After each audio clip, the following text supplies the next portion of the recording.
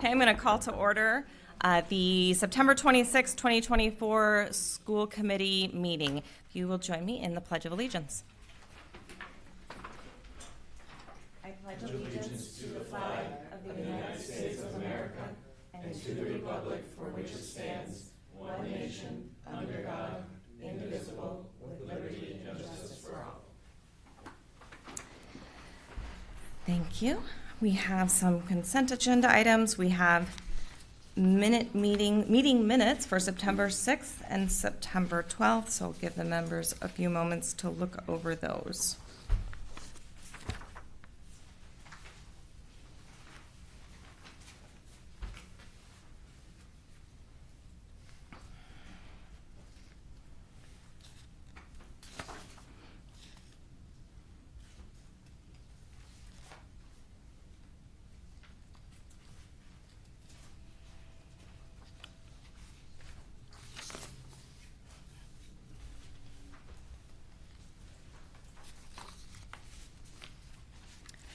Any discussion on those? Yes, Madam Chair, I have some corrections for the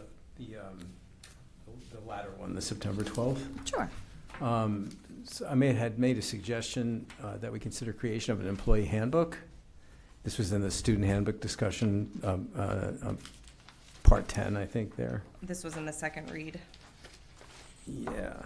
when we talked about. Right, I just would like it correct, Sure. put in the record that I made that suggestion. I do think it's a good suggestion that someday we have it, We actually have one. We do? Mm-hmm. Oh. Well, that's nice. Okay, great. And then also, the update on the Kittredge School Building Committee is a little incorrect. I could sort of recite it here, but would it be easier if I just gave it to Michelle? Yes. Like the Why correction? don't we do that? Yeah, and basically it's just some detail about what's taking place between the submission of the PSR on August 8th and the PDP that's due in April. So it's like 2 sentences. So I'll send it to Michelle if that's okay. All right. So why don't we take these separately since we have one that's being amended? Well, I have one on September 6th. Okay. I actually was there, but I chose to call in by phone, which obviously doesn't work terribly well. Nobody knew I was here. Oh, it didn't show up on the screen. That's what I am reporting to you. It doesn't Okay. really matter, but as a practice, so you know, I called the number, I heard everything you guys said. Oh, we didn't hear you. The importance really is more for people to know. Sure. If you call in, you have to be not submissive about your presence. I suppose I should have said, I'm here, but I didn't. All right. But that's not an amendment then, right? Well, You want to amend the it? fact that I We was can- not in Yeah. attendance is. Oh, okay. We can put in, is we can strictly amend it speaking, to just put by arrest my- phone. you can- Okay. Absolutely. Either way. All right. Do I have a motion? So I'll make a motion to approve the amended version of September 6th. Should we do them separately, or? Let's feel- do them separately Yeah. as amended. So I'll vote that we approve the September 6th as showing Ed Moskovich as attending remotely. Do I have a second? Vocally, if not visually. All right. Somebody needs a I second. I will second that. Okay. Mr. Hicks, Yes. Mr. Moskovich, Yes. Mr. Brown, Yes. and Ms. Cormier. And I vote. I could see her lips move yes, but I can't hear her. Yeah. Hey, there we Okay. go. And I vote yes. All right. Do I have a motion for September 12th? So I'll move that September 12th be with the amendment that I'm going to supply to Michelle, which basically just gives a tiny bit of detail about what takes place between those 2 dates. Okay. And I will second that one as well. Any other discussion? Mr. Hicks? Yes. Mr. Moskovich? Yes. Mr. Brown? Yes. Ms. Cormier? Yeah. And I vote yes. All right. Those are approved. Okay, moving on to communications. We'll go into our student representative report. And we have Luann and Allie with us here tonight. Hello. Starting off, a few tidbits of information for not North Andover High School. Kittredge had their Spirit Day last Friday, and NAMS had the grade 7 open house yesterday. Moving on to Nas tidbits. The President's Dinner, which is a student council sort of organization thing. Every president in the state for student council, that's why Cece and Harper aren't here, are at that dinner tonight to talk about it. Another thing is that yesterday we did have alastral presentations at our school during our advisory, where we went over what ALICE, the acronym, stands for, and what to do in a situation like that. Another thing is we have on Saturday the NESBA marching band competition at NAS, which is where all the marching bands in the Merrimack Valley come together and just kind of compete. Sweet. Also, we had the club fair Tuesday. There were lots of clubs. Candy got the clubs were like very incentivized to also give candy, but more importantly, they gave a lot of information, a lot of colorful boards. It was a joy to walk through. There were all sorts of clubs, all the way from ASA, GSA, FMP, which stands for Future Medical Professionals Club, MedTech, Interact, you name it. And also, the Spanish Exchange left last Friday. We made a lot of fun memories with them, including like a trick-or-treat sort of simulation because they were interested in that. Football-wise, they also really enjoyed the game. And I feel like it says a lot because I don't even take AP Spanish, but I was there with them, and I tried my best to communicate with them with the little bit of Spanish I know and the English. And I remember one of them telling me, they said, it feels like I've been going here my whole life. You know, it was so sweet, and I was just like, yes, like we did it, you know? And our exchange will be leaving in February. So some less great news. I'm sure many of you have heard about the Drake-It football game at our high school. There was around 300 nips or shooters or whatever they're called found on our school bleachers, and our school is working to address that problems. There's been a lot of issues with drinking and smoking, you name it, at our school games. Someone did OD at that game, which is why it is such a big deal right now and why it is such a conversation. Moving past the sad part, we have our sports games from today. So varsity boys golf versus Central Catholic, varsity girls soccer versus Tewksbury, freshman girls field hockey versus Chelmsford, JV boys soccer versus Tewksbury, varsity boys soccer versus Tewksbury Memorial, and junior varsity girls soccer at Tewksbury Memorial. Most of the Tewksbury ones were canceled though. And again, we have our homecoming and Spirit Week dates. So our homecoming is on October 18th, and people from school can buy tickets on the GoFan app.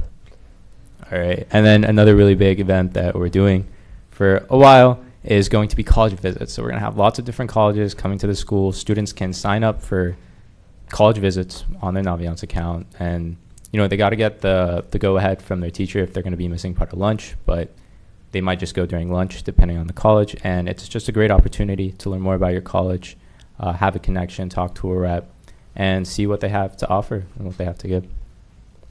What colleges come?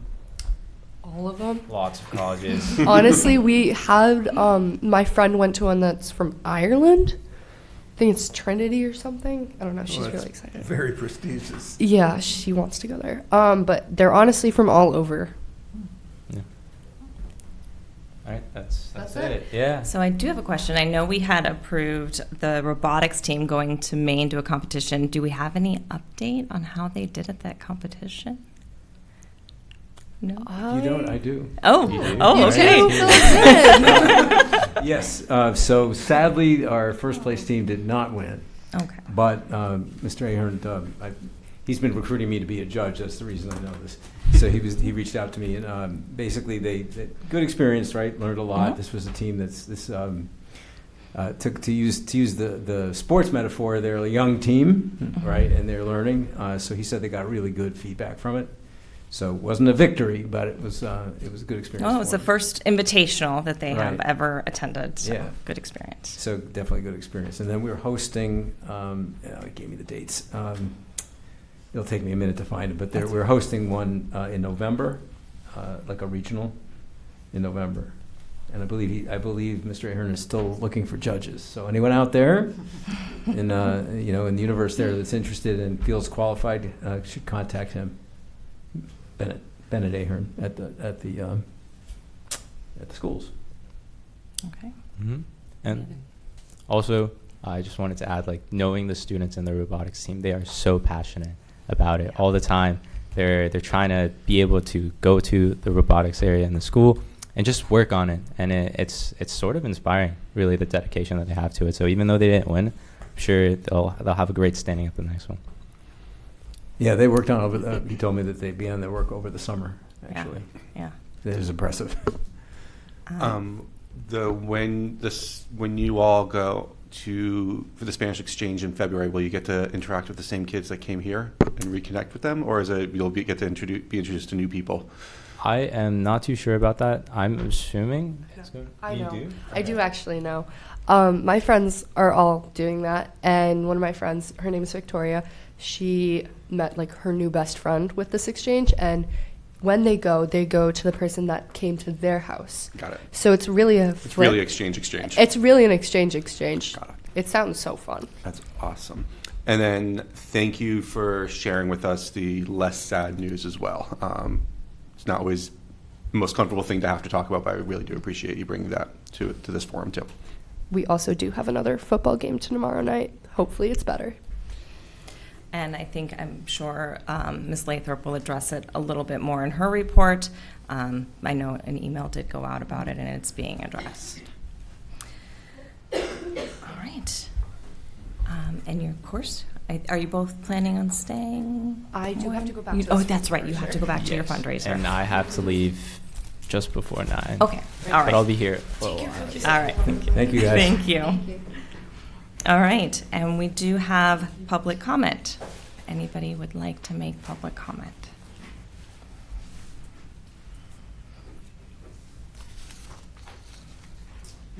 Tim Seibert, West Broad Street Road.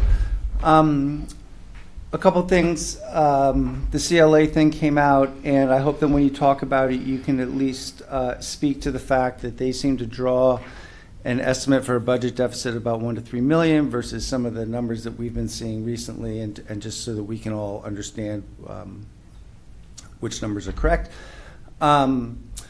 And going back to the budget presentation 2 weeks ago, I want to put something on the table, which is that we noticed that last year we had a lot of trouble with the special ed expenses and the forecasting, and that we were also showing already, I think we were behind by about 1.4 million on a $14 million budget. And so the point is that special ed expenses are really, really difficult to forecast. And I just want to put that on the side for a second. I want to talk about the FY26 budget, okay? So I don't know when you all get started at putting this budget together, but I would hope that it involves aggregating demand signals from the front line, from the teachers. And that while you're doing that, to make it clear to them that forecasting special ed costs are really, really difficult, maybe they have some ideas. And also so that they sort of understand that this is one of the recurring problems that we have, which is why they don't necessarily always get the things that they need. I think that also aggregating their input will also prepare all of us for what was pointed out last time, which is the pent-up demand, right? We're in a lean year.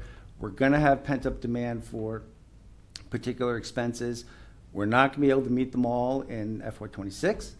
And we're kind of going to have to rack and stack them, right? And we're going to have to think about what years we can be able to meet these various demands.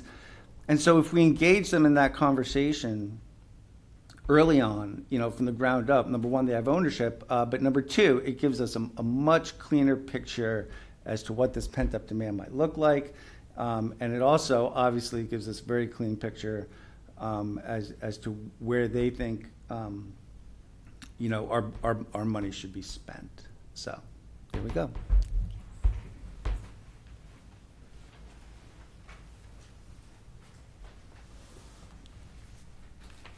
Good afternoon. Nadia Chinchilla, CHINCHILLA from 64 White Birch Lane.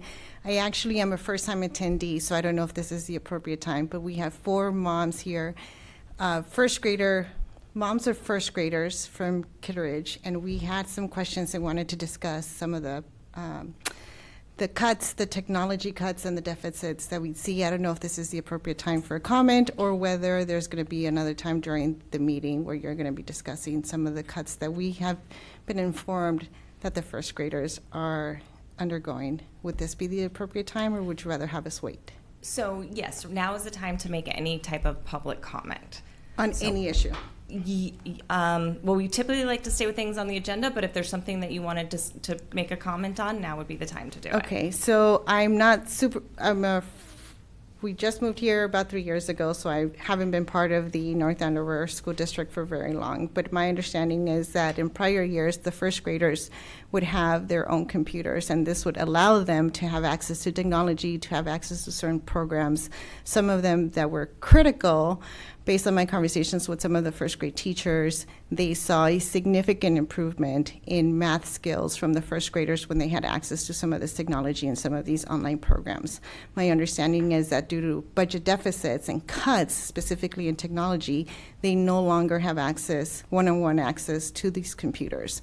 And the time that they are now using the computers has been shortened. I've spoken to some of the teachers, and their belief is that this is impacting the way that the students are learning, that it will in the long term impact the grades and the skills, the reading and the math. So I'm just trying to get an understanding of how significant those cuts are. Where else are we going to see technology cuts? Whether there's something that the parents or the school can do to sort of minimize that impact. One of the things that we were hoping we would do is, can we fundraise to get the first graders computers? Is that something that would be objected to? Can the parents purchase the kids their own computers so that they can have access to the computers? My understanding is it's not only impacting, the use, but the time that they have to, because of the sharing, it's cutting the educational time in half, because now they have to get the computers from the 5th graders and the 3rd graders, and they have to plug in the computers, and now they don't really know how to log in, and the teachers are having to change the curriculum based on the shortage or the lack of access to the computers. So I don't know who is the decision maker in terms of what can the parents do. Can the parents subsidize? Can the parents make sure that they have access to these computers or not? There was a suggestion that the school committee would need to be on board and would need to approve that. I don't know whether that's true. I don't know if we need to get on the agenda to have a more specific conversation regarding this, but I wanted to make sure to raise it now if it's the appropriate time. Okay, thank you. Did I miss anything? All right, any other public comment? Okay.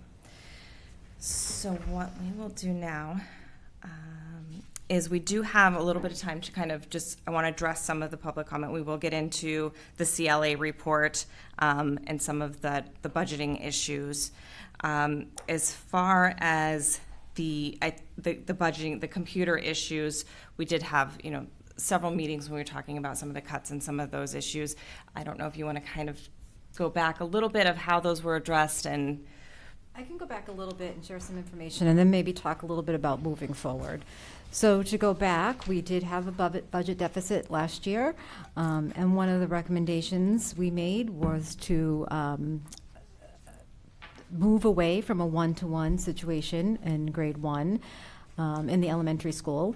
And so we have what we would more consider a 2-to-1. So every 2 classrooms shares 1 cart of computers.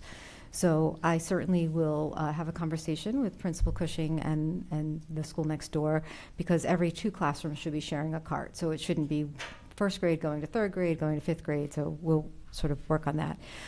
We also believe that it still gives our students all the access that they need in order to access the digital tools, whether it might be ST Math or once we had Lexia, we're using something called Boost now, and any other of the other digital curriculum. We have time embedded within the school day to be able to use computers. It does require our teachers to do a little bit of planning when they need to sign out or to work with their teammates in order to have a full cart. And the same thing in order if they're bringing their computers to a specialist period, sometimes they might bring them to library. I think it might speak to the sort of comment before in terms of in a budget time when you have to make choices. It was a choice that we had to make in order to put student-facing people, teachers, in front of our children. But I do think that there are some there might be some information that you shared tonight that I'd like to get some clarification from the staff and hear a little bit more about their concerns. I think it is, again, to speak to the gentleman that spoke before you, that would be good information for us to know as we plan for FY26 and whether or not we need to prioritize going back to a one-to-one, and that if that's what the staff believes is a priority of going back to one-to-one, but we still will live within our parameters of our budget, so that might mean that something else would have less money that's appropriated towards it. So, Thank you. you're welcome. Okay. Could I, are we in discussion about it? About Is there the something you wanted about the to? public comment? Could I ask a question? Is there something you wanted to add? Well, when I was listening to what you said, I was wondering whether this has to do with the fact that now they can't take them home. No, I mean- don't necessarily want my child taking the computer home, but I do want to make sure that she has full access to it while she's at school, which it does not sound like she does. Ed, can you make sure you're speaking into your Oh, microphone? I'm sorry. I guess what I was thinking was that if there's essentially one computer for every 2 children, we wouldn't expect them to be on the computer all, I'm not trying to be difficult, but Yeah. you wouldn't expect them to be on the computer all day. Ed, So I'm kind of wondering why So- that isn't enough. So Ed, we really don't want to have, it's not Oh, for a okay. back and forth. I mean, if we want to discuss it a little bit more, No, but that's fine. and otherwise it should be directed through the chair. Can I just respond to that comment? I'm happy to just respond to the comment. I'll give you a moment, but you'll have to come up to the microphone. Sorry about that.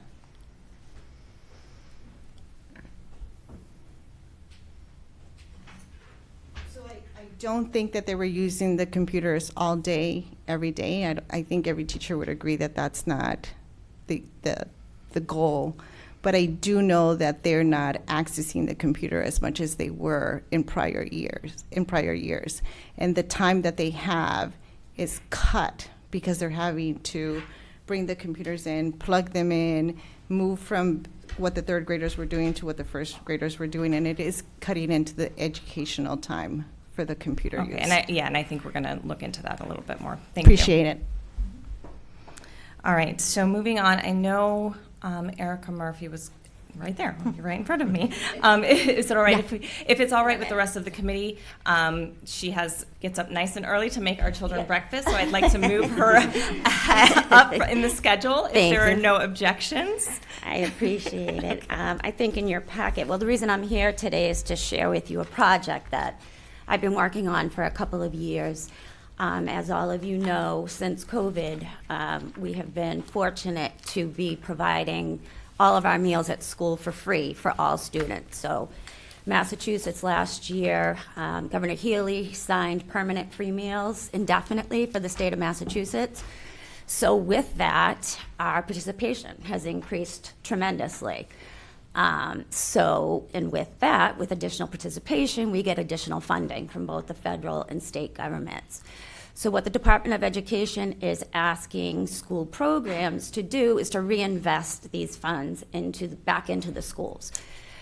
So I'd had conversations with George at the middle school and Chet at the high school, and it's been some time since we've renovated the cafeterias.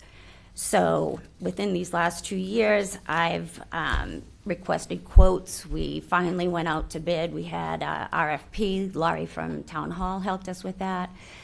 And we had 2 bidders, and we accepted a bid from this company. And as you can see, there's a, do you see the 3D? Oh, maybe not. Is it not in the packet? Yes. Oh, yeah, there they are. Yep. I have a lot. You have the big version. So you will see both renderings, one for the high school and one for the middle school. I think it's phenomenal, in particular the high school, more like a college setting than it is, you know, a high school or a middle school. I love the idea of the different tabletops, high tops, tables against the windows. The big appeal was the lettering and all of the stenciling that'll get done.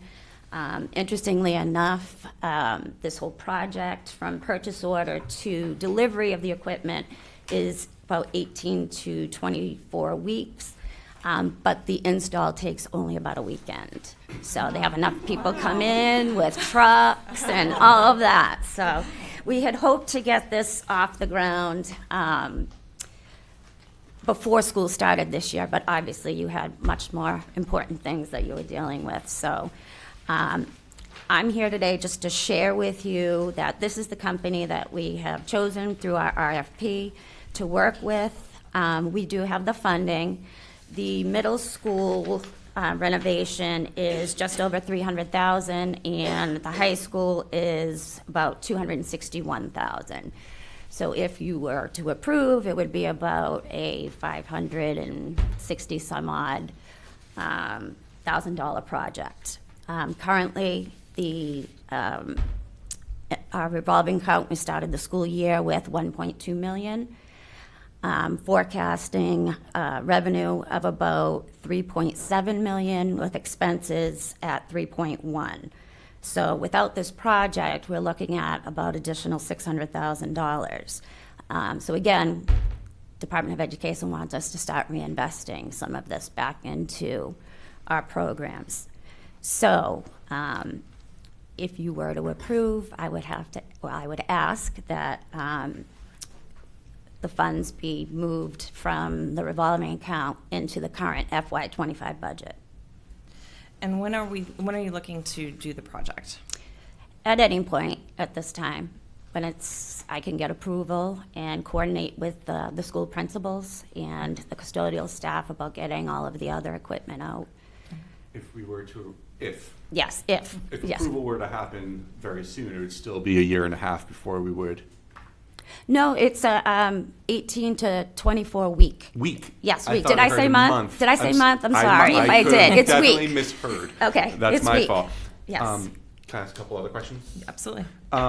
Just for folks listening at home, because we just talked about technology needs and things being cut, and now it's like, wait, but we can spend Exactly. $500,000 on this. Can you just explain why we do have money here for this and how it's different than that money Yes. So we don't have? So school lunch program, school breakfast programs, we're self-supporting. So the school department does not support us at all. So our support is from federal government and from meal participation is how we buy our food and pay our staff and all kinds of repairs and all of that.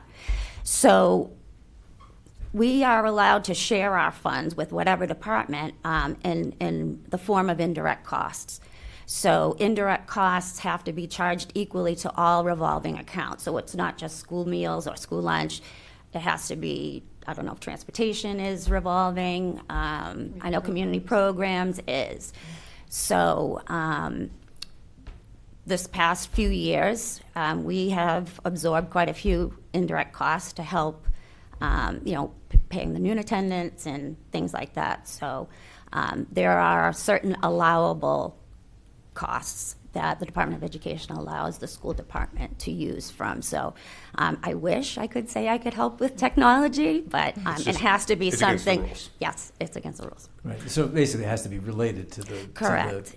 operation charge of, us- of the you- food services. Exactly. Yes. Right. You can help pay for the electricity for the kitchens. Exactly. or the- I help pay for electricity, heat.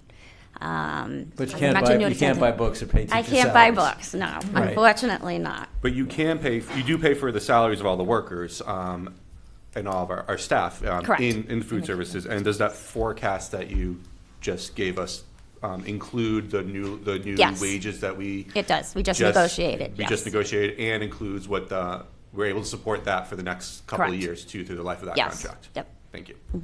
And I have a question, if I can. Sure. Just from the artist renderings here, this looks like it's all seating area, you know, serving, whatever you want to call it, Yes. related, right?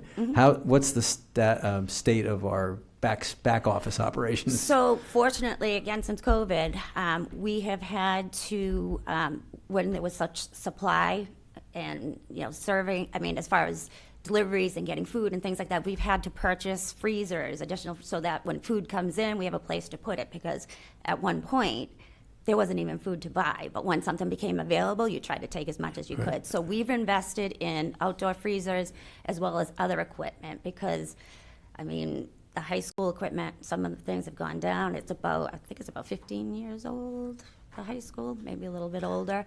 So some of those pieces of equipment are starting to, you know, break down, and then everything is getting replaced, all from funds from my Right, account. yeah, so my fundamental question was, is that those needs are met, so we can Correct. focus Yes, on the yes, front of the exactly. house. Yes, yes. So Right, there back of the house yes, is okay. Exactly. That was where I Yes, basically was yes. asking. Okay, thank you. I would like to know from our student what Yeah, you what do think you of these the drawings and what. Where would you sit? 'Cause That's this- what I want to know. This is exactly the student opinion on this one actually really does matter a whole lot to me. Yeah. I think it's beautiful. I think it's I do have a question. Oh, So these renovations for the middle school and high school look fantastic. Just a question, is there a plan to do any renovations in any of the elementary schools? So I bought tables for the Franklin School last year. So, Okay. and I think Thompson School and Sargent School have requested as well. So they're next on the list. Okay, so those are ongoing and Yes. part of your plan as Yes, well. They're not exactly. getting left out. They're No, just no, a no, different, a no, different not pace. at all. Yes. Okay. Everybody's Thank included. you. Yep. Sorry, will you continue, please? All right, so I think it's beautiful, and you know, partly because there's so much variety in the seating. I feel like a big problem when you walk into the cafeteria is all of them are just circles, and when people sit down, they sort of like have their own groups, and sometimes one circular table gets overstuffed, and you have like 2 rows of guys all around it. So I'm seeing They'll like move these. the chairs. Yeah, I'm seeing this long bench, and I feel like that's amazing for like, let's say like if there's a group of the football players that are all having lunch together, that would be perfect for them. And then maybe if you're just working with a friend and you want to take one of the countertop ones, then I feel like that's great. My only question would be, the high school does have like a courtyard seating. Yeah. So Will that be courtyard- affected? Nope. No? No. All right. Well, I mean, this is still amazing. Yeah. Thank you. And there's enough seating for each one of the lunch periods, because I think now you see some of the kids trickling into the hallway a little bit, or to eat, because maybe there isn't always enough space. But on the nice days, like you said, the courtyard gets pretty full with kids. All right. Looks great. Sorry, just one more question. The vertical, I'm not sure what they are, the gray vertical prisms that are there, are those stationary things? What Those are are already there. Oh, they're already They're already there. there. Okay. They're holding the ceiling up. Oh, Yeah. I see. Okay, it's a cutaway view. Yeah, I yeah, gotcha. yeah. All right, thank you. What are those? Okay. They're support beams. Exactly. Okay. So I was just here to show you what I've been working on, and I assume that maybe we can have another discussion at some other time. I'm not quite sure how the process works. Yeah, is this, do we have to approve the project if it comes through the revolving fund? Correct, because she wants to move Right, we need some to of the approve money. it. Because we have to transfer the money from that to. Yeah. Correct, Yes. because I didn't write this into the FY25 budget. Is that the only reason? So we Would that be need- the only thing we have to approve? If the money was, if you had written it into your budget, we then wouldn't have to do it. Correct. Correct. Right. Okay. So we need to approve moving it from the revolving account into the FY25 budget. Can we do like a formal request of that next reading? Or next meeting? we can. Like, And I'm happy to provide any more information that you you know, might the need. exact amount and all the, you've done the letters previously. And then do we have to do 2 readings of that, or does this count as one? I think we can count this as one. Yeah. Okay, thank you. Yeah. And then we can put it on for a second read for Second next read meeting. and vote, yeah. Right. Yeah. In case anybody has any questions between this week and next week, and then they'll vote Okay. next week. And I would Perfect. encourage you to get feedback, maybe you Yeah, can have from the or a kids. copy of I them, to think get he has one in feedback. his packet. Get some feedback from your friends and share what you all like about it. You have a packet. That would be great. I will do that. And to just address my the Kittredge moms that are here. The hope is once they get the renovation done in the cafeteria that they'll have a state-of-the-art cafeteria as well. Thank you very much. Thank you. Thank you. Thank you. All right, we're going to go back into our order and to our recognitions and roundtable. So any superintendent recognitions? I just feel like I'll recognize the NAMs again. So we had a sprinkler that had a faulty sprinkler today at North Andover Middle School in our new wing.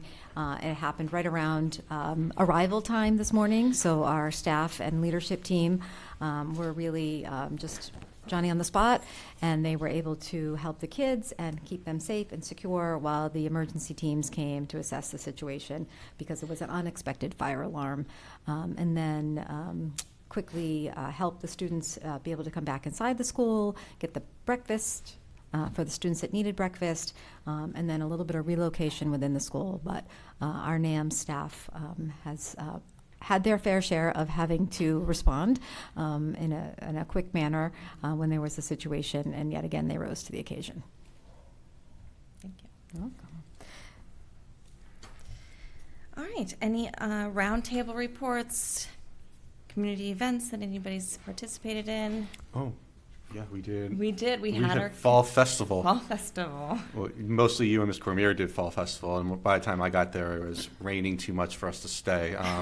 We had a lovely number of people come up and get some popsicles and lollipops and freeze pops that were still frozen, even though it was 2 in the afternoon. Yes, yes. It was cold. It was kind of frozen. a rainy day, but there was several community members that came out. There were several of the district children that came out. We had a chart. They could come out and mark which school they were representing, which was fun for them. And we had popsicles for them.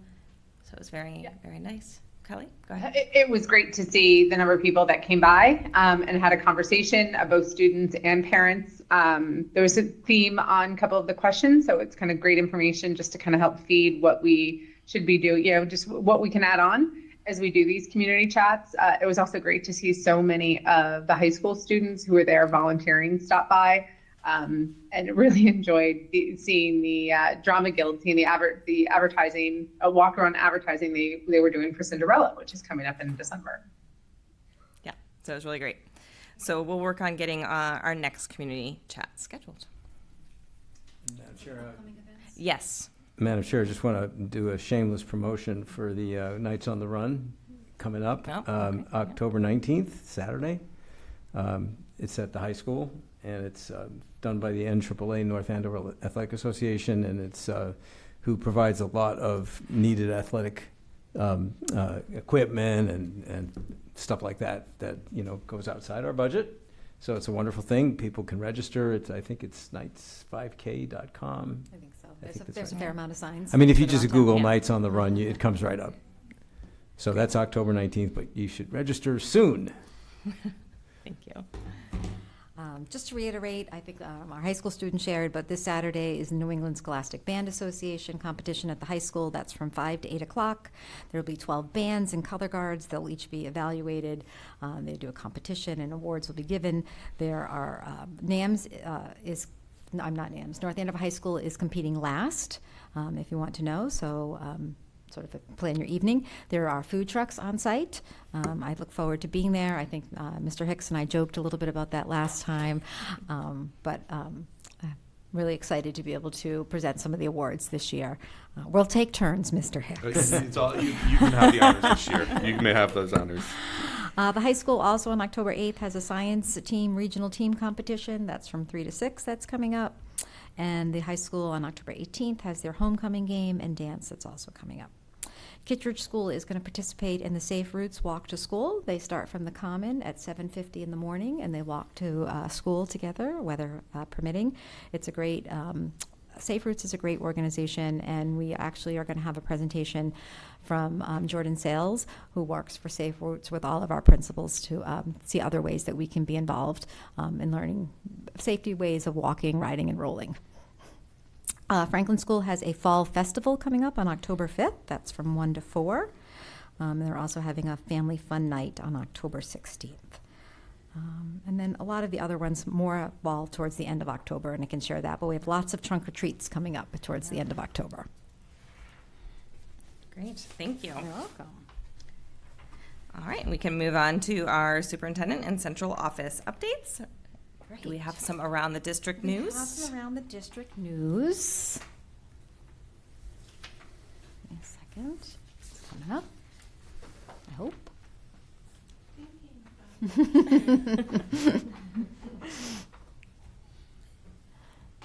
There we go. So on this page, you'll see some of our Brad Street Bulldogs. It's from ABECC.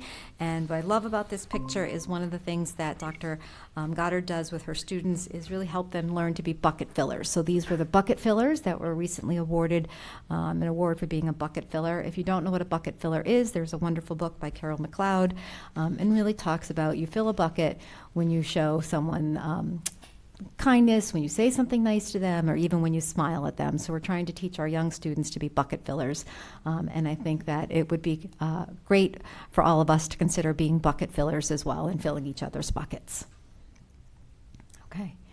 And then I just have some information to share with you about some of the things that we've been doing. I might just pause for a second and address some of the things before I fill in here. Some of the things that we heard today. So our high school students shared with us very honestly and openly about some concerns they had at the football game and some of the things that were a low point. And I know that Principal Holman addressed that with the high school, with all of the students, addressed it in terms of her family communication as well.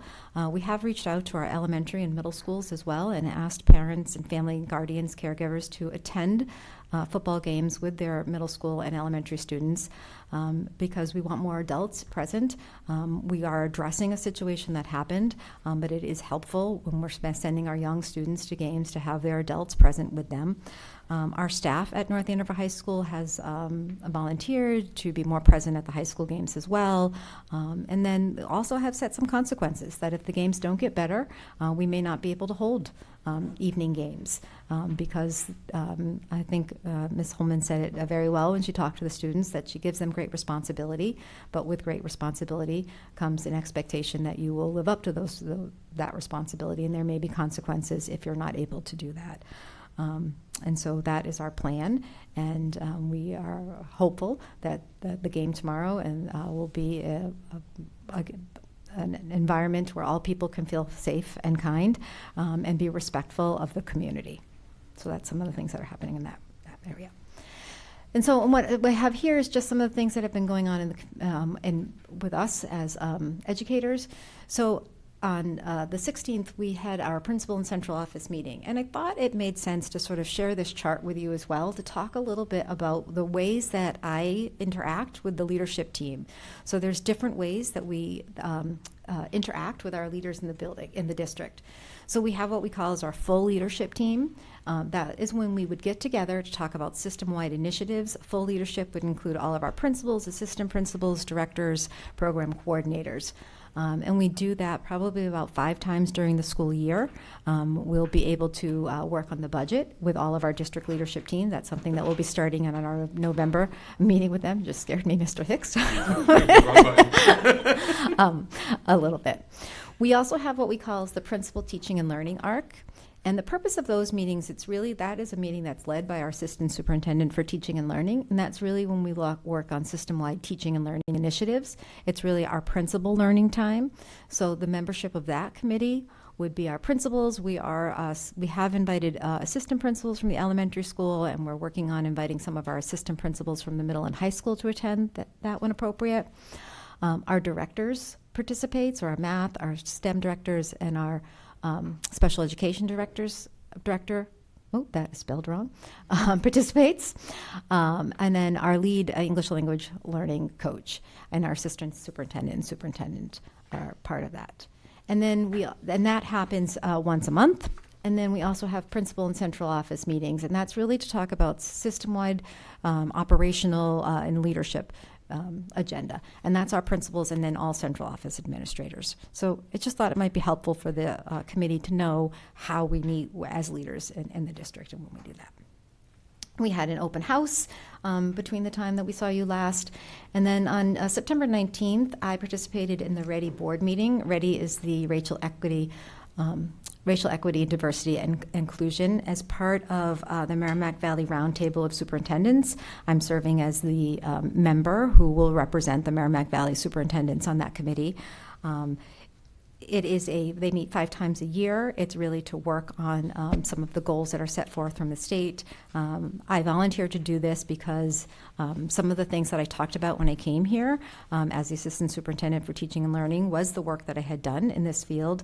And we will be talking about our own equity audit, but it is work that I'm passionate about.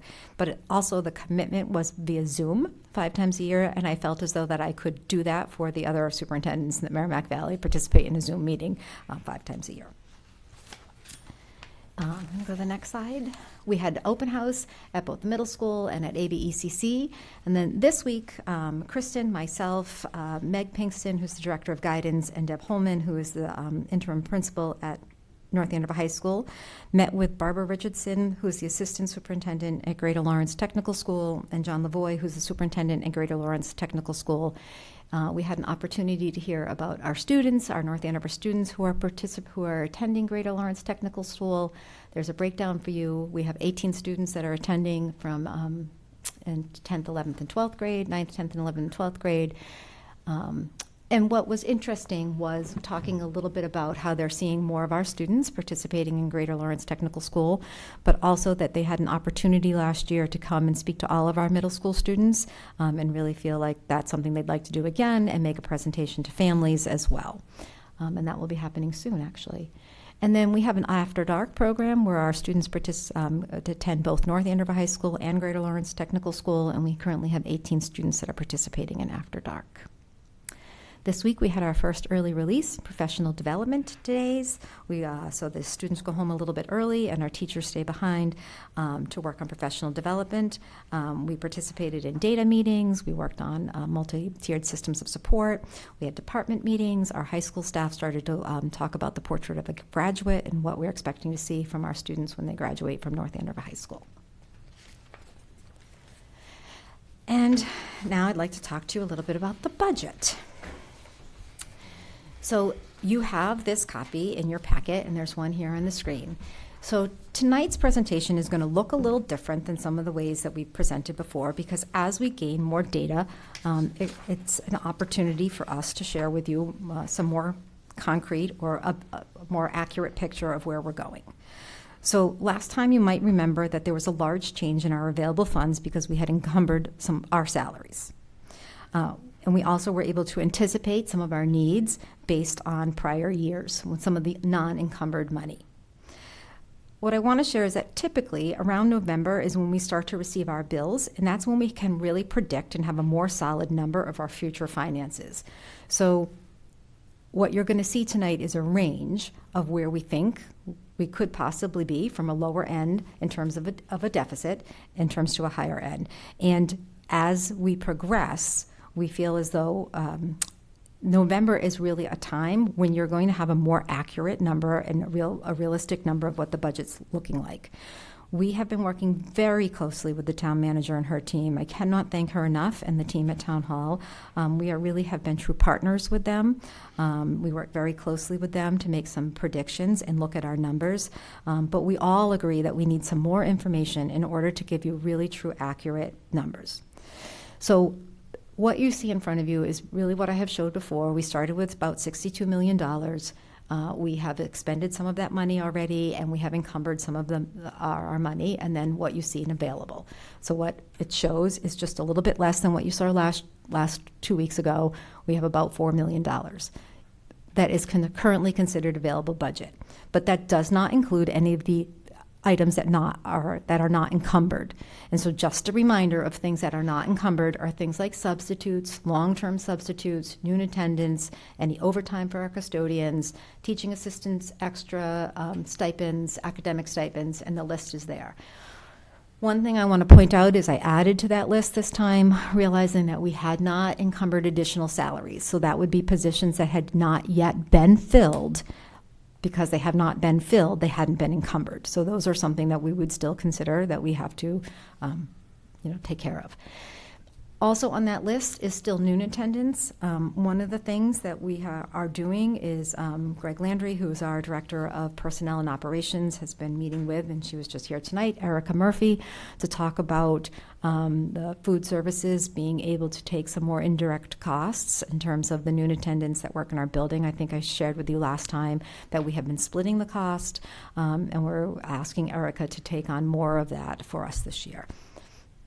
So you may see that come off the non-encumbered list if we're not paying for that. So realistically, we're predicting that we might need between $4.5 million and $5.5 million in order to finish out the school year. So you see where we are at $4 million right now. So what I've showed for you, if we need $4.5 million, we're looking at a deficit of about $477,000. If we are to that high range of $5.5 million, you're looking at a deficit of about $1.5 million. Some of the things that we have done currently is we have reduced all building budgets by 10%. We still continue to have a soft freeze, probably closer to a hard freeze. So building leaders still have to, when they want to use money that's in their budget, they still have to make a request for that, and that is either approved or denied based on whether or not it's an essential need for students' learning. I also showed for you some of the funding sources that we've talked about, but you haven't seen. So we have incoming tuition. These are tuitions that we made from other district students who come here. So we're expecting about $116,000 there. We have some Medicaid money that has not been encumbered yet, and then the Amazon money. So we have a funding source of about $401,000. Questions? Yeah. So I almost wish we would have done the CLA I know. and then gone to this. I thought of then that. I think some of this would have kind of fallen into place, given the situation that we were in and where we are now. I think some of this kind of makes sense of where we're trying to pull the pieces together, and we're finding areas that maybe weren't recognized in the prior years that contributed to the deficit. Correct. Because they weren't recognized in the budget. Correct. And now we are, and we're seeing the pieces come together Correct. in a clearer picture, right? Correct. So, I mean, we'll get in more depth when we get into the CLA report. So I'll ask, do we want to get into the CLA report and then go into some questions? Would that make more sense? I think that would make a lot of sense, because otherwise we're going to be asking questions and kind of that are going to get going to get answered.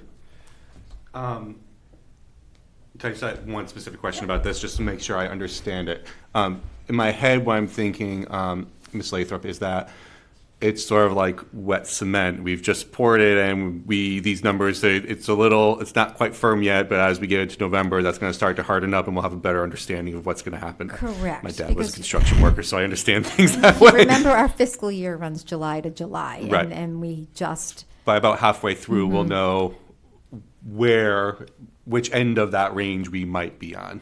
Correct. And but that does, even if it is 1.4 or 1.5, the higher end, that still does give us time to make some adjustments and to work with the town Correct. cooperatively to figure things out. Correct, and that's not saying, yes, this is at the end of the year, right? This is Yeah. this is a bottom line number. It gives us time to watch that number, just what you said, to make adjustments if there are things that we need to look at currently, and then to work very closely with the town. We meet, we meet very regularly with the town. Thank you. Also, for clarity, the list of non-encumbered items, right? I'm trying to wrap my head around how to anticipate. So there'll be some number that would all add up to some number, right? It will add up to some number, and if you remember last week, I showed you some numbers. The reason I'm not showing you those numbers now is that they're based on going back and looking at some of our bills, but we don't have current or exact bills, and so it's really difficult to make to show you those numbers until the first round of bills come in. Appreciate that, but my question is a little different. It's where would that go on the right? In other words, if that all adds up to X, is that X somewhere X would between need the to be 477 and the 1477? Correct. It's somewhere in there. Correct. Okay, that's really where. So it is part of it's going to most likely increase that 4.5 a little bit. Oh, sorry, the 4.022 a little bit, the grand total.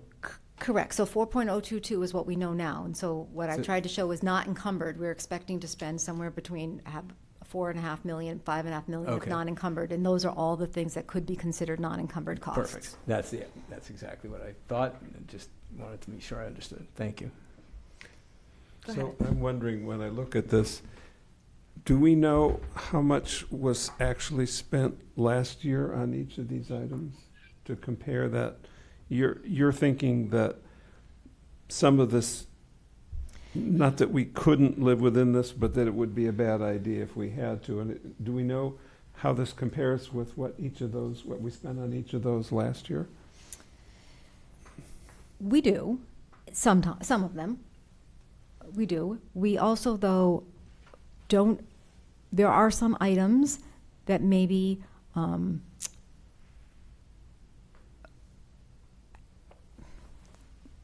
perhaps the budget wasn't realistic. I guess I'll just give you a for example. I think that might make the most sense. So, for example, we run Scarlet Knight Academy. I'm sorry? For example, we run something called Scarlet Knight Academy. Okay. And so what's budgeted is well below what we spent last year on Scarlet Knight Academy. That's exactly what I have in mind. That would be helpful, because it's not clear, in effect, if we had to live with 4022, how much of a reduction does that mean? And is that okay, or is it really painful?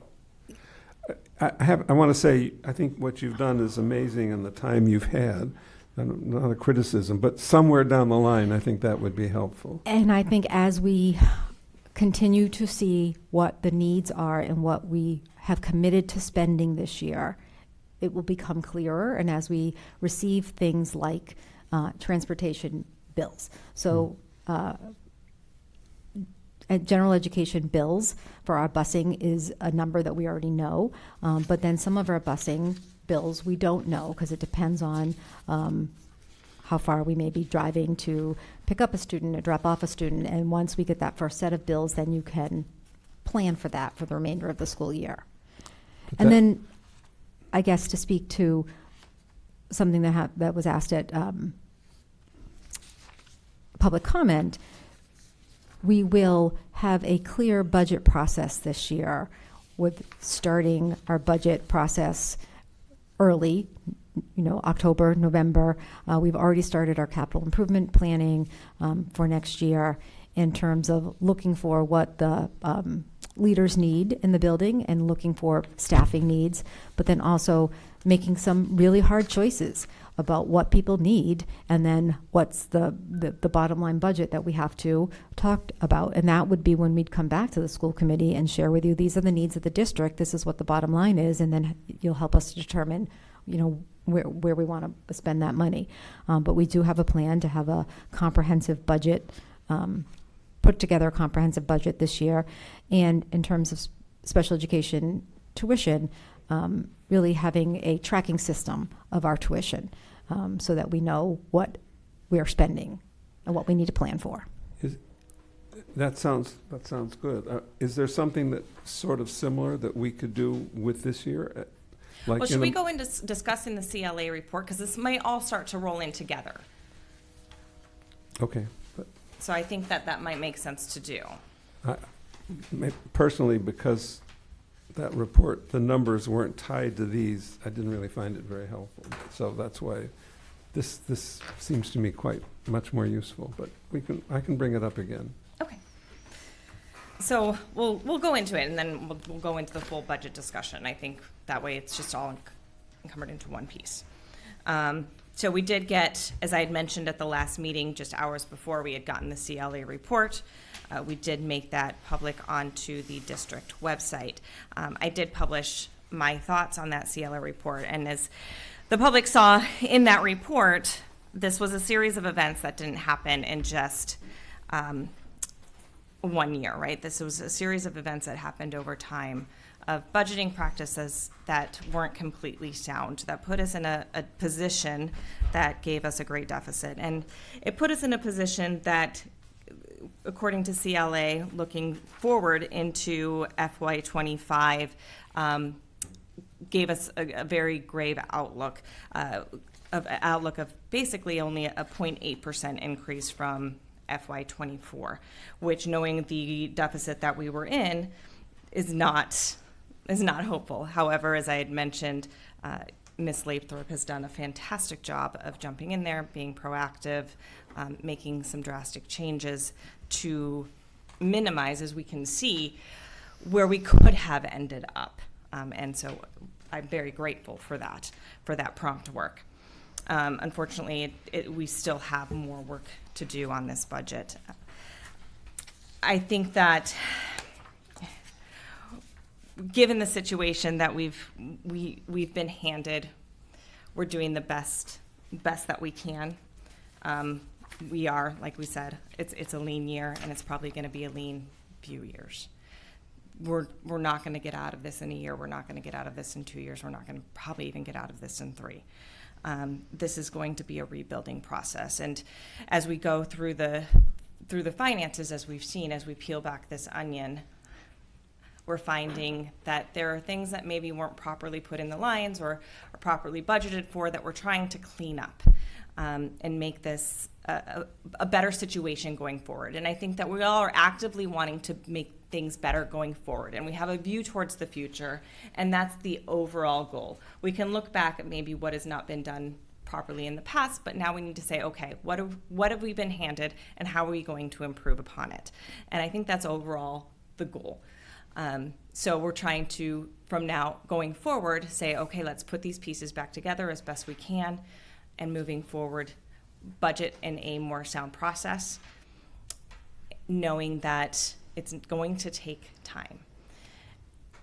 Even looking into our FY26, we're still trying to figure out where all our line items need to go, what needs to be properly budgeted for, how much needs to go where. It's going to be years of processing to figure out proper appropriations.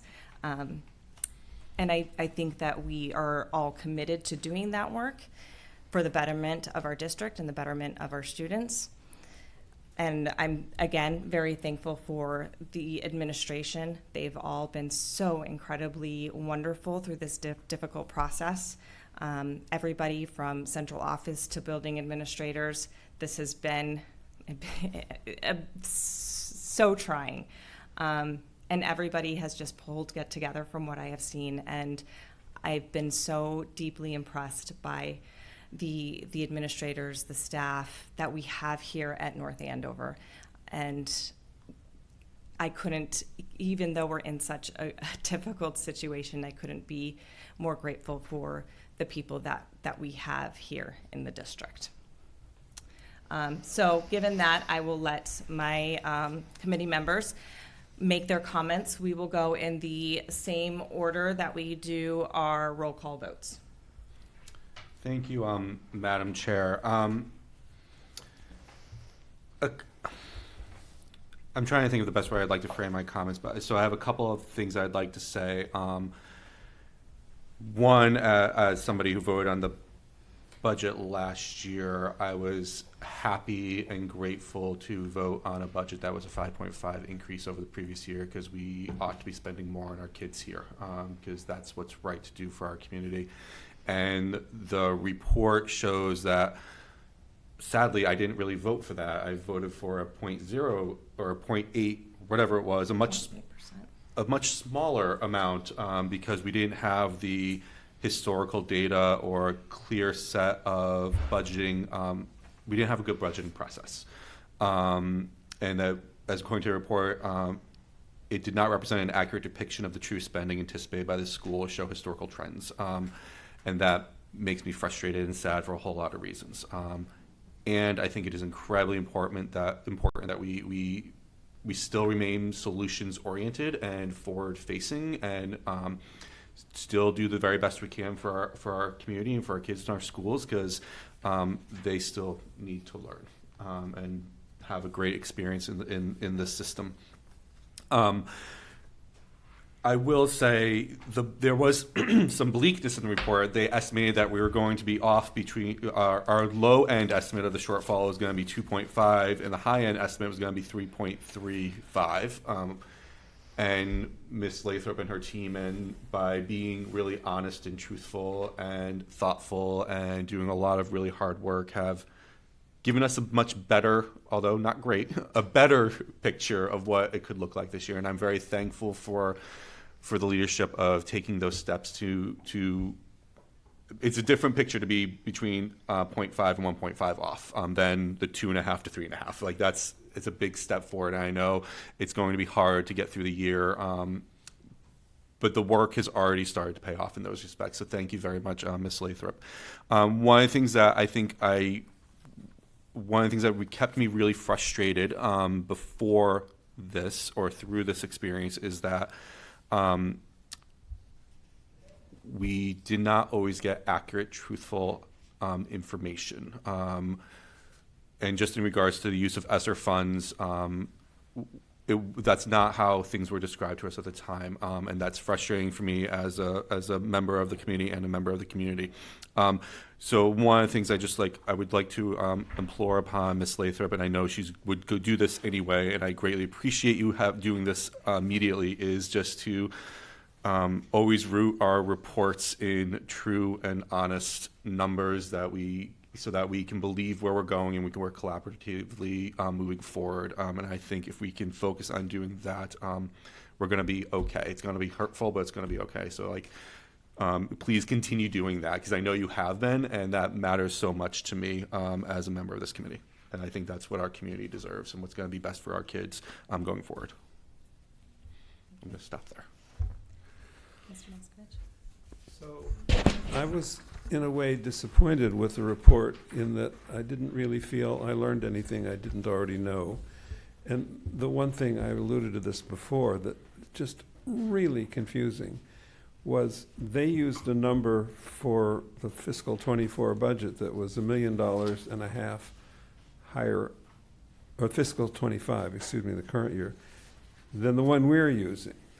Now, I don't know which one is right, but I can't see how a consultant would use a different number than the published budget and not refer to what the difference was. I mean, they're not here, can't change that, but I just found that really frustrating. I think the process that Pam and her staff were using is a good one, and I think they're putting the numbers the way they do and showing it to us every 2 weeks is very impressive and very helpful. There's stuff, I mean, she still doesn't have a finance director, so she just can't, you can't do the impossible. I think the speed with which we're getting this is impressive, so nothing I'm saying is meant to be critical, but there's more that we're going to need, and that's I guess what I was trying to say before is that I guess I look at this in a slightly different way. Mr. Hicks was saying, well, we might not quite make it within the budget. I guess I would say, given how well the administration knows what we're spending, I think we can always make it within the budget. It just may be that the program consequences of that are very difficult. And so we should be thinking about making choices, and if we feel that there are no good choices, then we need to make a presentation to the Finance Committee and the Select Board and say, do you want this? And I would hope that we would do this in a timely fashion. So we say to them, okay, if the answer is no, then we'll do what we think is not really a good idea, but so I guess I'm looking forward to a time somewhere in the next few months where we can see what the spending was last year, so we get a sense of how big the cuts are, and we get a sense from the superintendent about which of these cuts she thinks are okay and which are just really not acceptable, so we can come down to a point where we say, okay, we're either going to live within this, or we're going to at some point make some sort of presentation to the town saying, we will of course live within it if we have to, but here's what we really think is best. And that we need to be thoughtful about the data behind it, why it's so important.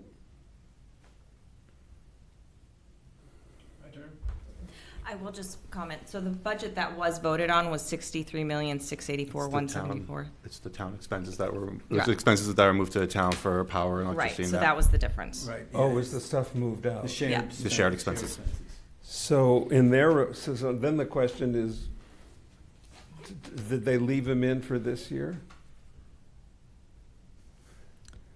I mean, No, they didn't leave them in. That's the money that we moved over to the town side. I guess they, in theory, were still using that money, but the town is using that money and they're taking care of that expense. So it was originally part of the budget that was voted on in December, and then we made the decision to move that Right. one time, move those funds over. And the town will carry that responsibility for those items moving forward. so then I guess in terms of the comparison that I hope sometime we can look at between this year and last year, we should take it out of last year. So the It's- money so was it taken w- out, but the expense was taken out as well. Yes, it'd be useful, since we're using it not in now, it would be useful at some point to put together a history in which it isn't there.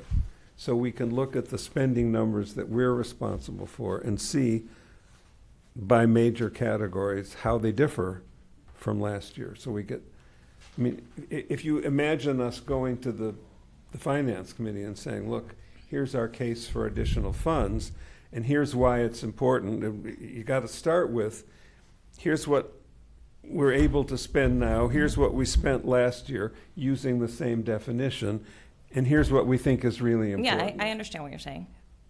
I'm following. I'm sure you do. I think it's twofold. I just want to say it's challenging to look back and say what we spent last. It's not challenging. We can certainly look back and say what we spent last year, but it's tricky because last year we overspent what we budgeted. So we don't want to spend that same amount of money this year because we overspent what we had allocated, and we didn't.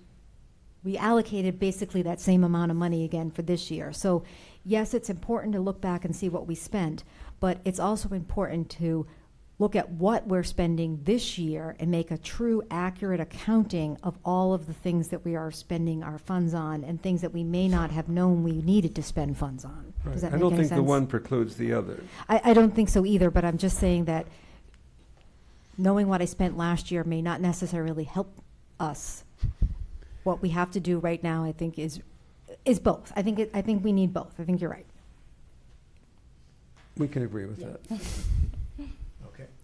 All right, so a few things. I don't want to repeat what my colleagues have already said. But I will say I obviously appreciate all the great work you've done so far. It's incredible. Before I get into my detailed stuff, I am curious if you could give us an update on your search for a finance director. Okay. Our search for a finance director has been challenging.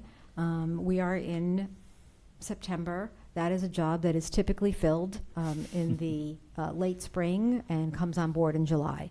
So most of the people that are in positions are very happy with those positions that they have. I will be honest, we also are working within our means, and our salary is not competitive in terms of a salary that you may see for a person in that position, which has been challenging. We have a couple of candidates that we feel may be appropriate. We have spoken to the town manager about this, and we actually met today, and we are asking for some help and perhaps looking at some ways that we can share some resources town school. Is where we are. So our plan will be, if we have a candidate or two that we'd like to move forward, my plan was to speak to the chair to let her know that we have a candidate or two we'd like to move forward, ask the chair to speak with the school committee and have someone from the school committee be part of speaking with that candidate or two, along with somebody from the town side. But it has been a challenge. Okay, no, that's fine.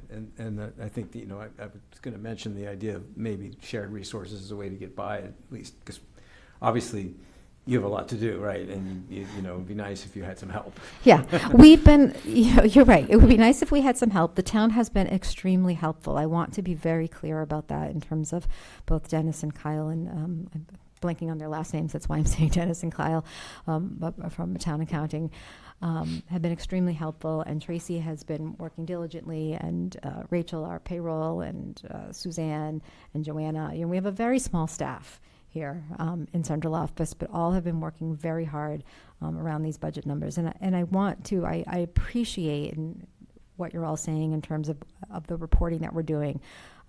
My goal is to be as optimistic as I can, but to be as realistic as we need to be, because we don't want to be where we were last year.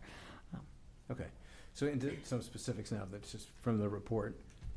Where I do think this was useful is in highlighting, maybe all information that we knew one way or another, but I think it is useful for highlighting it.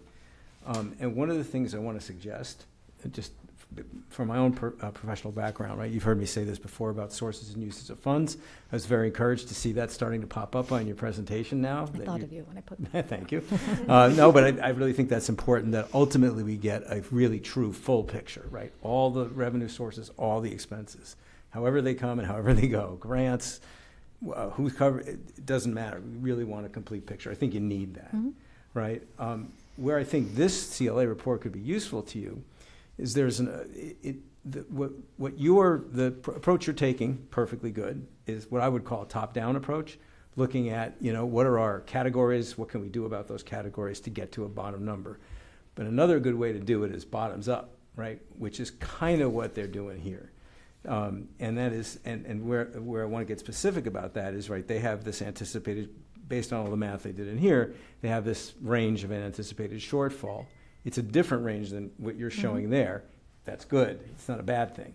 But what you want to convince, I would suggest what we want to convince ourselves of is that the two meet, right? And then if you did a true bottoms up the other way, looking at all the accounts and all the expenses, do they meet the top-down approach? And that will help you check, right? Are we missing something?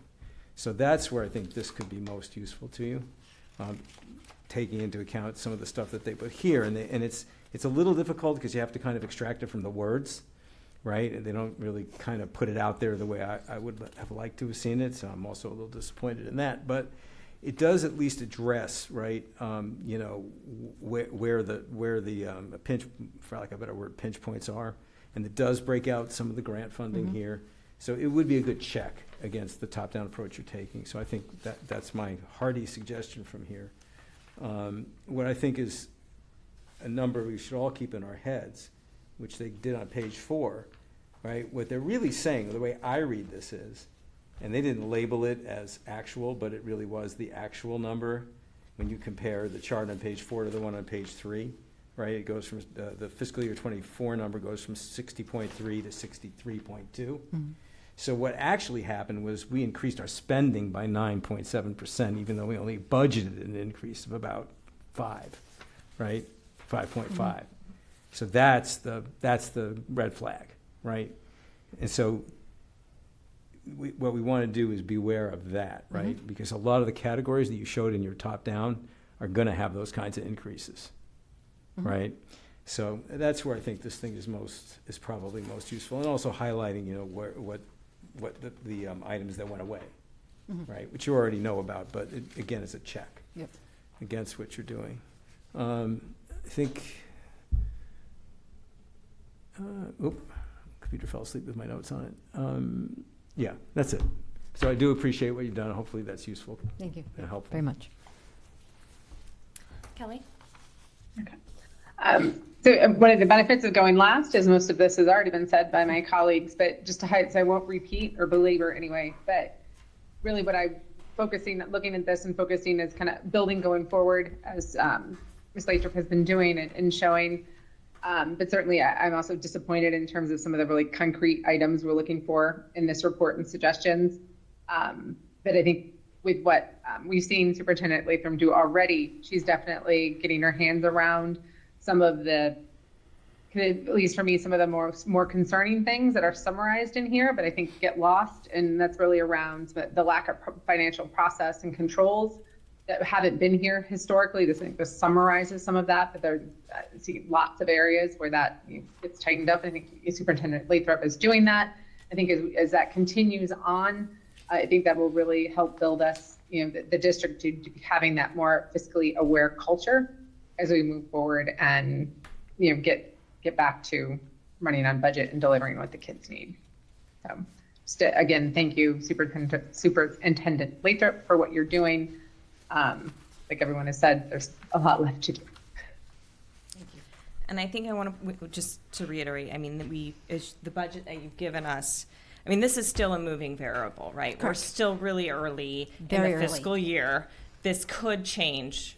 We don't know how much. We don't know how much. It could change. That's why, again, I'm saying November is a time when we would have bills in, we would have a better understanding of where we are with transportation, but it is a moving number. Yes. All right. Do we have some additional follow-up questions regarding it? It's not so much a question, but a comment. I agree with David about all expenditures. This probably doesn't need to be said, but you really want to separate. You can have them all together, but you want the general fund total, because that's the one that we really have to live with. And I guess the other thing is that what the superintendent is doing, and entirely appropriately and very constructively, is gradually filling some, but not all, of the positions we lost. So she's, trying to get people, and also in effect making budget decisions. Yeah. As she needs to, and at some point, I guess there's unknowns about the situation a month or two from now, and they're also the result of decisions. And then at some point we need to see those, and then see what, I don't expect you to disagree, but. Thank you. Any other follow-up questions or comments? Just one, Madam Chair, I do think we all got to have in our head the implications of this for FY26, which we're going to start to work on next month probably.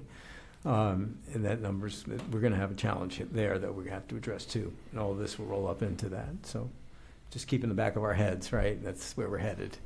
Absolutely. Yeah. Thank you. I appreciate all my fellow members' comments, the comments by my fellow members. I think it's just what I want to take away from this at the end of this, is we have the opportunity now to really turn the page in North Andover, and in the section of the report where it says, how did we get here? It was not the result of just one factor or a single decision, but a history of things that have happened. And we have the opportunity to make sure that we change that now and to put in better practices. And I think that's really important, that we can now use our data to move forward and in the right way. Yes, some of the numbers are a little different, and now we have different numbers, but that's the nature of working with fiscal year numbers, is that things, you spend money and they change quickly. And I also want to just make sure that we highlight that last year there was a lot of talk about special ed costs. It wasn't one single thing, and that one group does not bear the burden of what happened. And we should put that to rest as well, that this was something else. Thank you. Thank you. Yeah, thank you.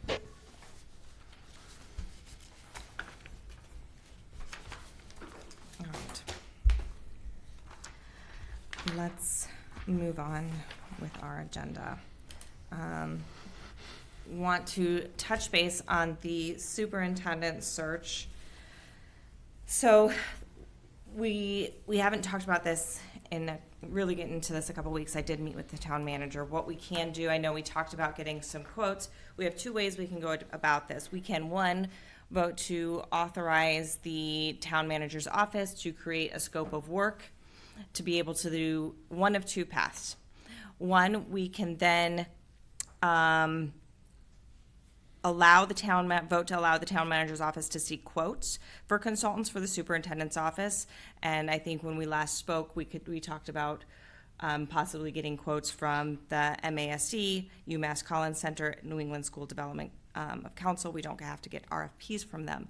What that would entail then is if we go out and seek quotes is we would be taking the lowest bid, the lowest quote that would come in. That's what we would be taking. Or the second route would be to submit RFPs for consultants, which then the committee would review and accept one. Will we be required to accept the lowest? If we brought in the RFPs, If we did the second choice. I don't think we were required to accept the lowest. I think we could review them and accept one of our choice. Okay. If we do the quotes, we are accepting the lowest. So I had a The chance. lowest, Oh, this- is the lowest but most but fitting the scope of work, correct? If the lowest doesn't do the thing, then they're not.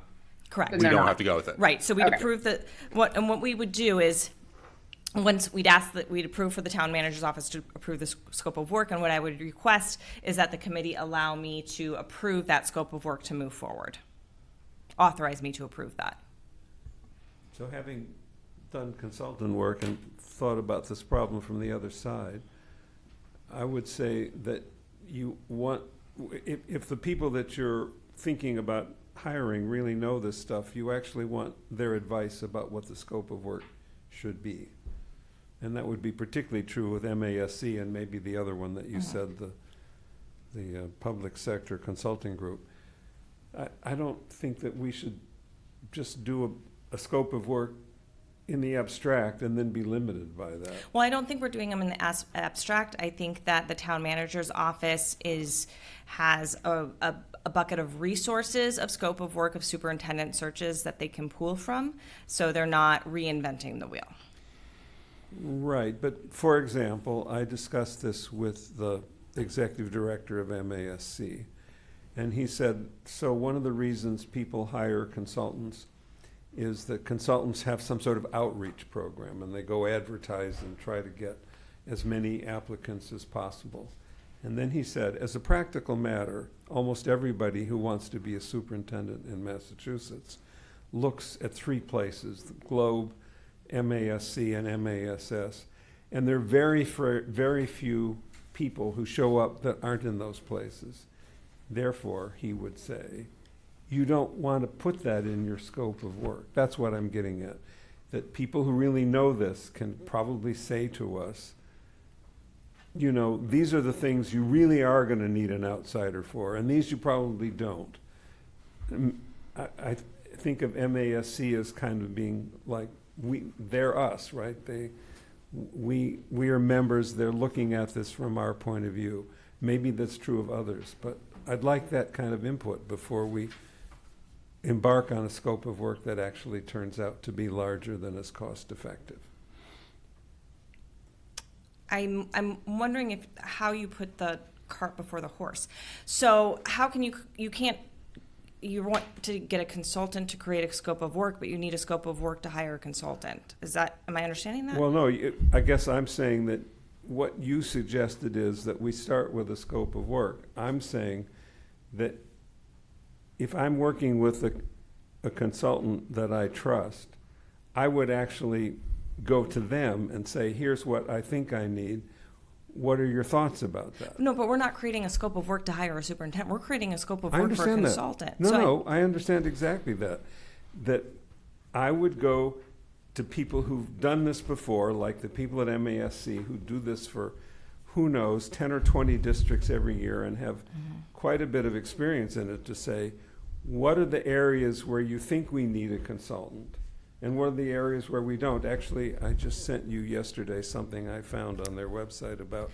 Yeah, I know. What you sent me from their website was what I gave you in that packet when we first talked about the superintendent search. Well, there was something else. I think I sent two things. And the second one was where they said, here's what we think the committee can do by itself. Here's where the consultants are needed. I would like to see that kind of expertise from them included in our decision about what we put in the scope of the work. Or if we use your second option, then it's a little different, because then we can say, this is the broad result that we want. We'd like your suggestion, A, how much of the work you think you need to do, and then B, how much that would cost. maybe another way of saying this is that going for the low bid doesn't make any sense at all, because Yeah, but I think the municipal finance laws and what we're obligated to follow require us to take certain steps first. I think like what you described can ideally happen in the private sector, but I think when we're talking about municipal government stuff, I think that it's a little bit more strict in what we can and can't do in the order that we have to do them. Personally, I would very much support the chair working with the town manager to create a scope of work and allow the chair to approve that, and then to seek RFPs. That work, I think, us meeting every 2 weeks slows down that work, and we're getting right into when this process should be happening. I think for expediency, that would be a better path forward. So the RFPs would require, they would submit bids and then we would discuss them, whereas the quotes would be, we'd be putting out for the quotes and then the lowest would be accepted. So when we put out the quotes, because when we discussed before, I mean, we really can't budget-wise afford a private consultant. We would be looking at one of the public entities and either, which we would be requesting quotes from anyways, right? That would speed up the process the fastest. So can you just, you had two choices at the beginning. Can you just repeat them? Yes. So Please. we can use that scope of work to request quotes. Specifically from MASC, the UMass Collins Center, New England School of Development Council, which is what we had discussed before anyway. Then we would ask them for quotes. We'd automatically accept the lowest quote and move forward. If we were to put out for RFPs, bids would be submitted, and then we'd have to convene, we'd have to go through those bids, then we'd have to accept one and move forward. So the quickest way is to go through the quotes if we're going to go with one of these public entities anyway. Couldn't we do the RFPs, but only to those three? We could, we're just adding another step. Yes, but then we have much more sense about, we're able to build on their wisdom about what they think is really necessary. I personally, it's up to the committee. I'm just saying feel this, strongly if we wanted to move quicker, we go with the quotes. We know we're going to be going with one of them. If we wanted to review them, it's an extra step. It just takes a little bit more time. May I make a comment about that? Please. So, given the importance of this, I personally would not be in favor of a low bid kind of thing. I want to see what they've got to offer. I've done some reading on the MASC website because I know about it, right? So it's easy. And I actually spoke with our district coordinator, Alicia, today, just to get her sense of like how they would do it, right? I would want to see what I think it's worth the extra little bit of time to see what each entity proposes and see which one we think fits us best. I think this is not something to rush through, especially because we're in good hands right now, so I'm not worried about the ship sinking. But I don't think it's a matter of us. I mean, I agree we're in good hands. I think we're just on a timeline. No, I get that, but I'm willing to put in whatever the extra time is to get. Well, we may have the time. The district doesn't have the time because we have a school year. I know, I get that, but I really don't. I don't think it has to be that long, in my opinion. But the wording here is a little confusing. I'm looking at the what's in our packet. I think. Could I second the motion you're about to make? Oh well, no, hang on. I'm not making it yet. I just want to be clear. I think this is worded. It says allow the town manager's office to submit RFP for consultants. I think you mean not to submit it, but to issue, right? Yes. An RFP for consultants for and we would get those. We would receive those RFPs, not submit them, right? Yes. So that's what you meant. Yes. Okay, good. All right, I'm definitely in favor of the second one, and I think it's not. I don't think it should take long. Okay. So that's where I'm at. Well, there's three separate things. One is authorization for the town manager to work with the chair to put together the scope of work, and then the second, then there's, I guess it's two. It's one, authorization, and then the second is, do we go with the quote process or an RFP process? Well, it's still three. It's one, authorize the town manager's office to create a scope of work. Two, authorize me to approve the scope of work. And then three, one of these two options, the quotes or the RFPs. Okay. Thank you.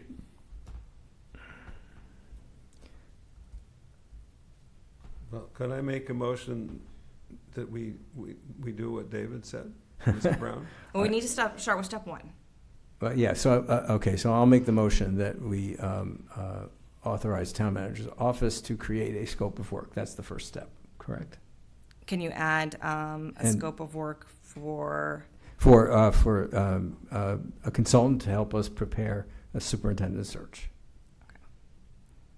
I will second that. Mr. Hicks, Yes. Mr. Moskovich, Yes. Mr. Brown, Yes. Ms. Cormier, Yes. and I vote yes. Madam Chair, I'd like to make a motion to authorize the chair to approve the scope of work that the town manager The office creates. creates. I'll second that. Any discussion? Mr. Hicks, Yes. Mr. Moskovich, Yes. Mr. Brown, Yes. Ms. Cormier, Yes. and I vote yes. Okay. Now the third step. Now it's quote or RFP. Yes. So And- I'd like to make the motion that we do use the RFP process. Second. Okay. Any discussion? I'm torn. We've talked about the timeline. Like, how much time are we talking about? The difference of a week, or are we talking about the difference of 6 months?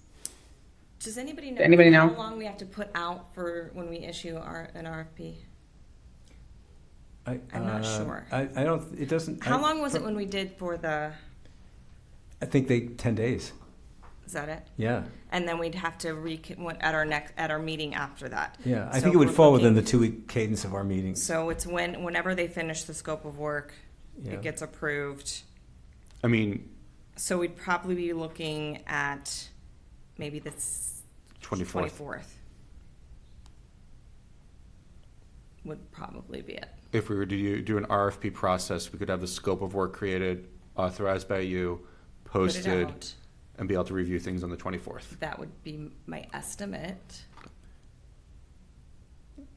If we were to have the scope of work approved by you and solicit quotes, there's no guarantee that we could even move that up to the 10th. No guarantee, no. It's really pushing it. That probably would. It still would be the 24th. Well, most likely, I But think. the issue is we wouldn't have to approve it on the 24th. If it even, once we get it, they just start. They just start Oh, you're saying if, because we go through the low one. So if we get them and there's a low one on October 11th, well, They're- that's they're- if we go with the. With the Right, quotes. and The then they first would one. just start. Right. So we'd that's- be probably But it's a maybe 2-week maybe difference. 2-week difference ahead in the process. Yeah.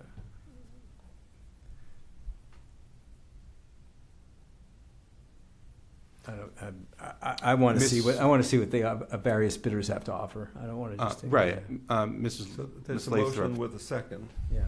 Yeah, we were discussing. Discussing it. When, or maybe Ms. Ando, you might know this too, when are most superintendent positions posted? Is it like a December thing or a February thing? All the I have time? seen them Seen at it all. different times. I think December is pretty typical. Mhm. I mean, I have seen it a little bit later than that, but most people like to try to get around the December timeframe. Because the interview process is pretty extensive, and usually you have someone chosen and in place by April-ish. Correct. For then It's making a change of leadership for It's a long July 1. process. Correct. So I asked that question, MASC, and got essentially the same answer, that it would be a good idea, let's say, to be starting by Thanksgiving or sooner. January would definitely be too late, Yeah. but it doesn't sound like November 5th or would, oh, big day. But the middle of November would be Okay. it does not seem like that would be too late, either from what the superintendent said or what I learned from MASC. But this might be a moot point on this. My fear is that if the goal is to get things posted by end of year so that there's a time for people to reply, there's a lot of work that goes into before it can be posted. Right. So like the timeline does matter to me, but in this case, I think it's a 2-week difference and that we might be okay. If we issue an RFP, can we specifically request that these entities? It's a request. You can suggest it to them, but they don't. I didn't Yeah. hear the last word, Madam Chair. if these entities They might or might, that's the fear too, is they might or might not Right. 'Cause do we, it. I mean, we don't, I mean, You mean, can we call them and ask them to? Is that what? right. Well, MASC, I mean, we're That's part their of them, charter. of course we They'll can. definitely respond, but I don't know why it would matter. I mean, Because a private consultant is going to be substantially more expensive, right? So if we get 3 from private consultants and that's all we get, I mean, we're between a rock and a hard that's spot. what I'm worried about. I thought we understood that we were gonna take, I'm sorry. An We were gonna RFP take process, your advice was that we limit it to those 3, and I thought that we For were gonna do quotes. that no matter what. I for a don't- quote. I don't know, not for an RFP. For an Why RFP, not? you put it out there, and then you have to. It's a request that people propose to do the work. That doesn't mean they're going to even want to I submit don't see something. why we can't say in advance that we want one of them to do it. But they don't have to.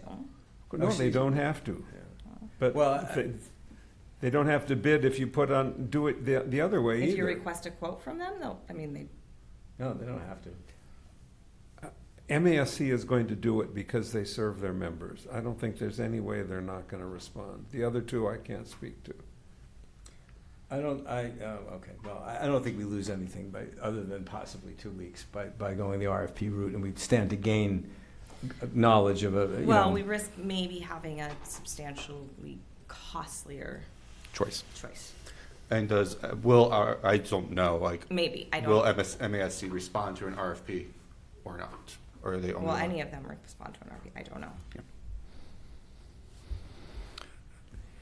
You think don't that know. that we are not allowed to call these 3 people and say, we're putting out an RFP, we'd like to choose amongst you 3, and we hope you'll all. I don't think I said we weren't allowed to do that, or that I thought weren't allowed to do that. I think I said, I don't know.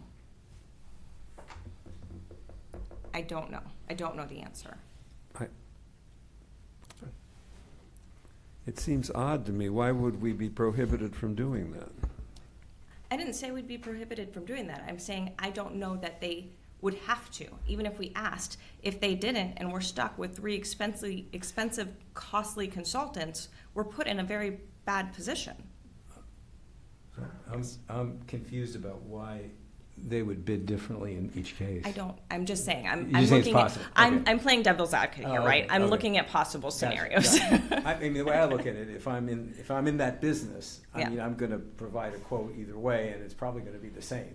Yeah. You know, so I don't know why, I guess, I don't see a risk there. Yeah. I think those are people that do that kind of thing. They're gonna bid, and they're gonna bid what they're gonna bid. And by the way, I think we can negotiate too. We can, if you do the RFP route, right, we're not obligated to take what they send us. We can then go back to them and say, you know what? I like you, but you're too expensive. I think we have negotiation capability, whereas if we do an RFQ, we do not. So I fear the RFQ is potentially more costly for that reason. If I understand municipal process right, RFP you can negotiate, RFQ you can't. Yeah. No, yeah, because you're automatically just taking the lowest bid. Right. Like it's just. So your hands are you're- tied, yeah. and you might have 3 expensive bids, and no place to negotiate. So that's another reason why I'm in favor of the RFP process. I don't see that why the choice of which one affects I think your concern applies equally. I'm just evaluating the situation. Yeah, that's fine. I just look at the different angles. Well, you're entitled to worry. I am. Professional worker. Sorry. Any In other- moderation, of course. Any other comments? All right. Do we have a motion? We do. Okay. I moved, I did move it, I moved that we utilize the RFP process as described. Ed, seconded? Okay. Yes. All right. Mr. Hicks? Yes. Mr. Yes. Muskovich? Mr. Brown? Yes. Ms. Cormier? Yes. And I vote yes. So we will move forward then with that process. Okay. And just a question with the RFP process, like, 'cause I know we have limited funds, right? Juice, we talked about possibly using the school committee's budget for this. When we put out the RFP, can we tell them like, hey, this is the max we have, just so we make sure that the scope comes back in that? I don't know the answer to that. Yeah, maybe just something to consider as you're Yeah. working down the way, like, because if we might just help people come in with the appropriate scope for what we're willing to spend. If I may, Or can. Sure. based on previous work on Yes, this kind of yes, stuff, and I that's what think, I yes, think the town manager, Kelly, I think the town manager has a lot of experience, her office for sure, and I think her personally, have a lot of experience doing this, and would probably, would know the answer, and B, Yeah. if it's possible to do it, she would do it. So I think you can have that, I think the chair See, can have if that we can't do discussion. that, Yeah. we'll do that. Right. Yeah, if it's possible. Yeah, I believe it probably is, but she'll know. Yeah.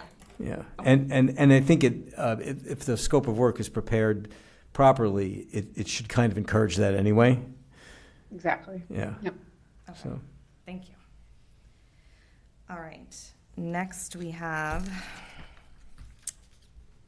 the North Andover School Administrators Association is looking for recognition as a union. Ms. Lathrop, do you want to speak a little bit more to this? We have other administrators in our district, so that would be our assistant principals, our guidance director, social emotional director, athletic director, our STEM director, math director. Right now, we hire them independently, and they have independent contracts. They are looking to be recognized, and asking that the school committee accept them as a bargaining unit. They would be considered like a Unit B, and then enter into negotiations with them as a collective bargaining unit. Scott Young, who is the assistant principal at the high school, would be their president-elect. This would not include our building principals or the assistant Would superintendent. not include assistant superintendent for teaching and learning, would not include our building principals, would not include executive director for special education, or executive director for personnel and operations, or finance director. Future finance director. Is there any budget implications to this? Since Yeah. We've been talking about budget. Yeah, there are budget implications. So what they would do is collectively bargain, and so that they would have a salary scale, much like you would have with other bargaining units. I think you could look at it in pros and cons. Pros being that we would all know what the salary would be for each of these positions, and we could plan appropriately for each of these positions. Cons being that we may have to be planning for more money than we have currently budgeted or are currently spending for these positions. Does that mean that you would no longer be able to negotiate with people you tried to hire? I would no longer be able to negotiate with people in those positions, correct. They would come in and they would have a pay scale. Does that, what are your views about that? It's a practice I'm used to. I think it brings a lot more equity to the positions. I think that there are some questions about equity within the positions right now, in terms of time that people have been working here. We don't have any kind of salary scale currently. From what I can understand, it's maybe been past practice, well, who has been in that position moving forward. So I think through the bargaining process is when I would have an opportunity to share thoughts about salaries for certain positions. But it would not allow me to negotiate individually with a person coming into the district. So does the rule that the school committee has to bargain instead of you apply to these positions as well? It must. Would there be a union? It would be a union in yes, we would We go would through be, the. like we negotiate with all the other units, we would be negotiating with them every few years. But I mean, I'm kind of wondering, I understand, I guess we can't change it. The wisdom of you not doing it and us doing it strikes me as a little odd. I would be part of it, yes? The superintendent would be part of the Yeah. process. Oh, okay. Be part of the Yeah, bargaining process. okay. Yeah. Oh, okay. Yeah. And I just want to point out it's their intention to move forward. There are sort of two paths. One, you can voluntarily accept them moving forward, or two, they can go through the Department of Labor for review and certification. So, Doesn't it seem graceless to force them to do what, I mean, Yes. if it's going to It happen does. anyway, shouldn't we Yes. be gracious about it? Yes. Question? Does this, so if there's inequity now, how does that resolve? how that resolves is through the bargaining process. And so what may happen is once something is decided on and agreed, and you have a salary scale, you may find that, I'll just make it for instance, I'm not saying this is to be true, but you may find that some assistant principals may start where they currently are, because they may perhaps be at the higher end, and maybe some assistant principals will have a very large increase because there's a discrepancy between their pay. So you could have a person who will be squished at the top, but you could theoretically have a person who's off the scale, right? You could. Yeah. I mean, and that would be part of the bargaining process. They wouldn't be very happy to be put back No, into I the mean, I scale. think, you've probably seen that in other bargaining units that you've already absolutely. been working with where Yeah. you've had to deal with that. But I think knowing that they've got the signatures and the numbers, I think they're realizing this going into a union. I mean, they're wanting this. Yeah. Okay. Just was curious how we would Yeah. kind of work with that, because there'll be Yeah. there's It will help us probably going to with be job description as well, how many days they all work, what that looks like. It's a common practice in many. I've been in districts that both have a Unit B and have not. Like, I've worked in both experiences, and I am in favor of unions in general. I'll say it like flat out. I think they're incredibly important for our workers, and also I think they're really important for administrators to have clear, concise rules that we have to follow, and that people are treated fairly, and we know what the expectations are for everybody, and that they're across buildings the same. So I think it's important that that workers have the right to protect themselves and bargain together. So I am very much in favor of having this happen. And I'm sorry, just one more question. The super majority that they're saying here, is that Probably more than 67%, or They have a majority. A super would be more than 2/3, I think. more than 2/3? Yeah. Okay. Do we have flexibility, like, is an assistant principal at a school as big as the high school get paid the same as an assistant principal at a small school? That would be something that you That's would part of bargain. the pay scale. That's part of the pay scale. You bargain the definite, which are the categories? Yep. Okay. Okay. So any more discussion? Are we ready for a motion? I would like to make a motion to recognize the North Andover School Administrators Association as a local affiliate of the MTA and NEA. Second. Okay. Mr. Hicks? Yes. Mr. Moskovich? Mr. Brown? Yes. Ms. Cormier? Yes. Yes. And I vote yes.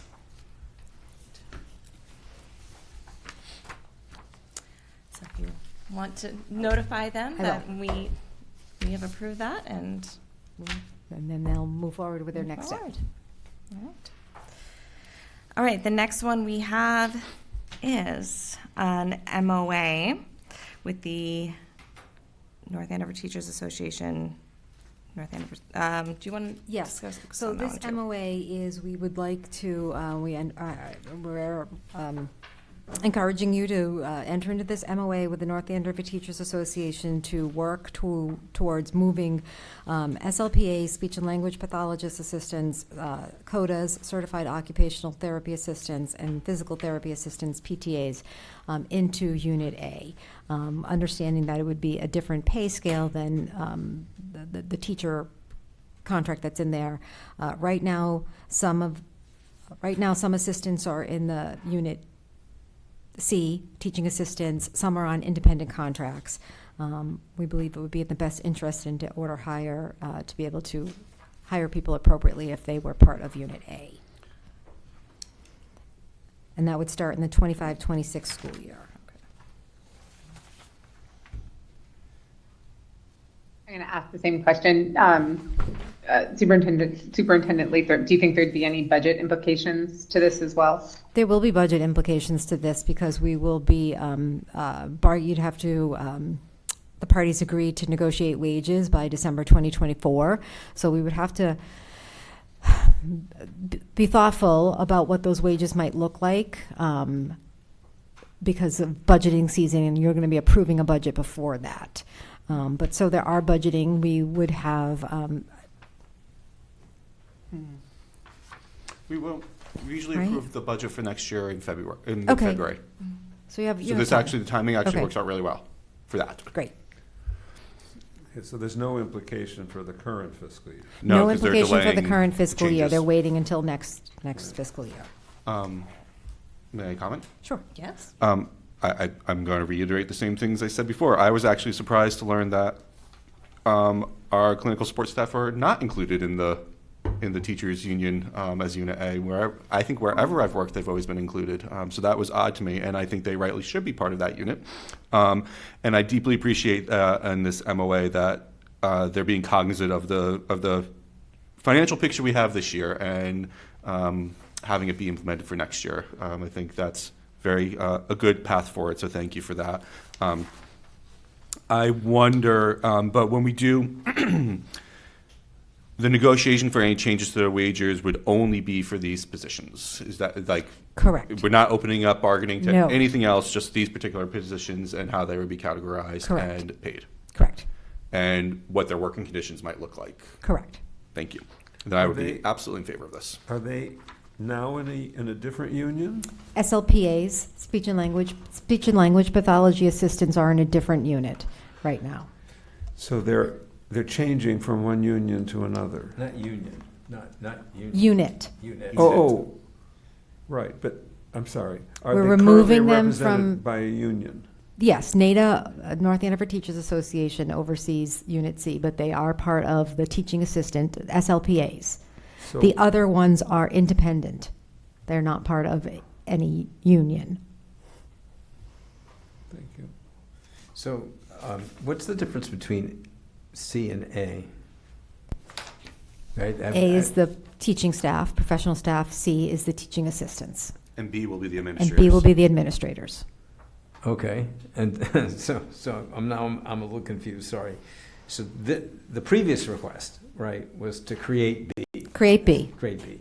And does that take effect like what we just voted is going to be effective immediately? So or- what you just voted is that you recognize them. They will move forward to enter into negotiations with you. For 25, 26?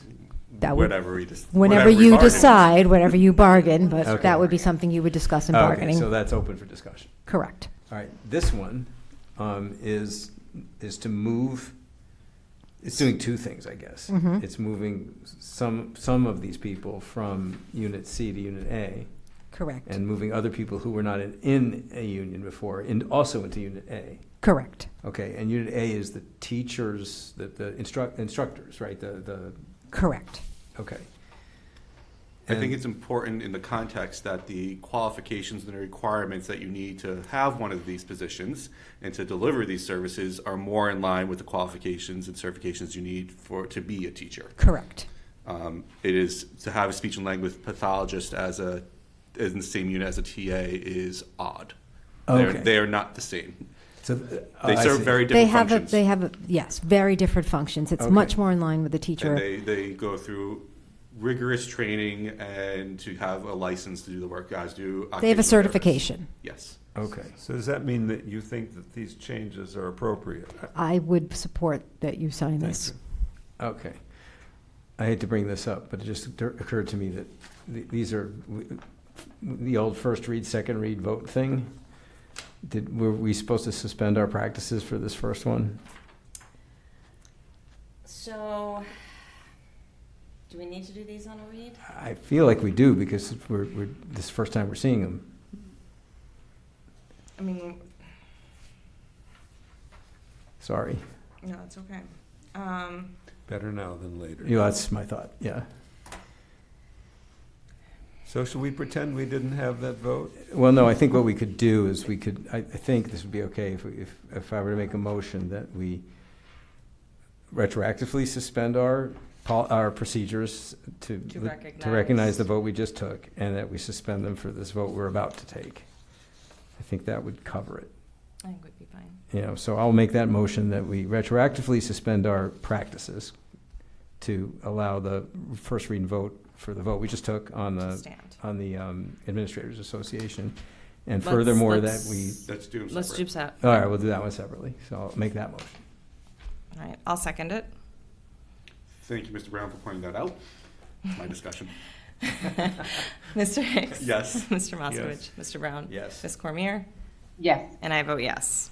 Okay, now I would All like right, to- now we can do this one. Okay, now, Madam Chair, I would like to move that we suspend our practices so that we are able to vote on the proposal to move the clinical support staff into Unit A. I will second that. Mr. Hicks? Yes. Mr. Yes. Leskovich, Mr. Brown? Yes. Ms. Cormier? Yes. And I vote yes. Okay. Madam Chair, I don't think we've done it yet. I'd like to make a Sorry. motion to accept the memorandum of agreement to have our clinical support staff be recognized as part of Unit A with teachers, which implies that some will move and some will be joined into the union. I will second. Mr. Hicks? Yes. Mr. Moskowitz? Mr. Brown? Yes. Ms. Cormier? Yes. And I vote yes. All right. And I will sign off on that. Okay. So we were scheduled to hear the NATA's level 3 grievances. Their representative was not available tonight. They asked to reschedule that to October 10th. So we will hear them at that time. School building committee updates. Sorry, NAPS? I'm sorry? NATA. Sorry? NATA. NATA. NATA, North Andover Teachers Association. I'm looking at the agenda. This got postponed. Oh, I'm sorry. I thought it was this one. Never mind. All I right. understand now. Middle school updates. Yeah, I just want to go back to Mrs. Lathrop mentioned it before, but there was a sprinkler that malfunctioned this morning at the middle school in the new wing. It was on the first floor of the new wing in one of the science rooms. Luckily, it was in the science room, and there was a nearby floor drain, so the liquid that came out was contained as well as could be possible, as we could hope. It did creep into the next door classroom and out into the hallway. They spent the day cleaning up. I actually got to talk with Steve Foster and the building commissioner about what happened. They seem to be in good spirits that they're going to have it cleaned up and things will be okay. The classrooms should be available rather soon. I'm not sure of the exact timeline. So we relocated 6 classrooms today. We're going to relocate those 6 classrooms tomorrow because ServPro was there Yes. cleaning up any of the damage, and the fans are still there. So we think it's in the best interest while that's still happening to relocate those classrooms tomorrow. Yep. And I got through the grapevine notifications at about 7:45 that things were happening. And when I drove my son, he was late today because we had to go to the dentist by 8 o'clock. We were going to the dentist. I saw the kids were walking into the building already, into the cafeteria, so they weren't outside. So thank you to the staff and to Mr. Gonzalez for allowing that to happen. And then by the time when I dropped him off at about 9 o'clock, it was still very quiet and orderly, and seemed like school was going on as normal, and that's Great. amazing. It was really orderly, and So thank you. And then the last thing I will say, I think the time from incident of 7:40ish to 8:28 email from the superintendent is quick and expedient, allows us the time to get things, to know what we're saying and to have it be accurate. So I really appreciate that communication happening as fast as possible, but also communicating accurate information. Thank you. Yeah, I appreciate and I will that. say I was dropping off my son off at ABECC as middle school drop-off also happens, and everybody out there directing traffic. Greg Landry was out there. Everything was so well organized. It was really, really impressive how it was handled. Thank you. And of course, as a member of the building committee that oversaw this project, we'll be meeting as a group. We met this past week, but we'll get updates from the chair, and we'll meet as a group to figure out what exactly happened. To make sure that the rest of the equipment is safe. The good thing is that the rest of the system operated as it was supposed to, and a tremendous amount of liquid came out to do the job. Had there been a fire, it would have been right. put out. It was a small little thing that triggered it that we don't want it to happen. They're going to make sure that everything else is good, and then in terms of cleanup and all that, we'll be working with the contractor to make sure that it doesn't cost us money. Right, thank you. I appreciate that. I want to say that we are working really hard on communication. I think that is something that we have heard from families, that sometimes things have not come out in a timely manner. I appreciate the feedback. It's not always easy to hear, but it's good feedback to have, and we're working on that. One of the things that we're doing is in central office, not all of us had school messenger accounts, which is what allows you to be able to get messages out. So we're taking care of that in central office.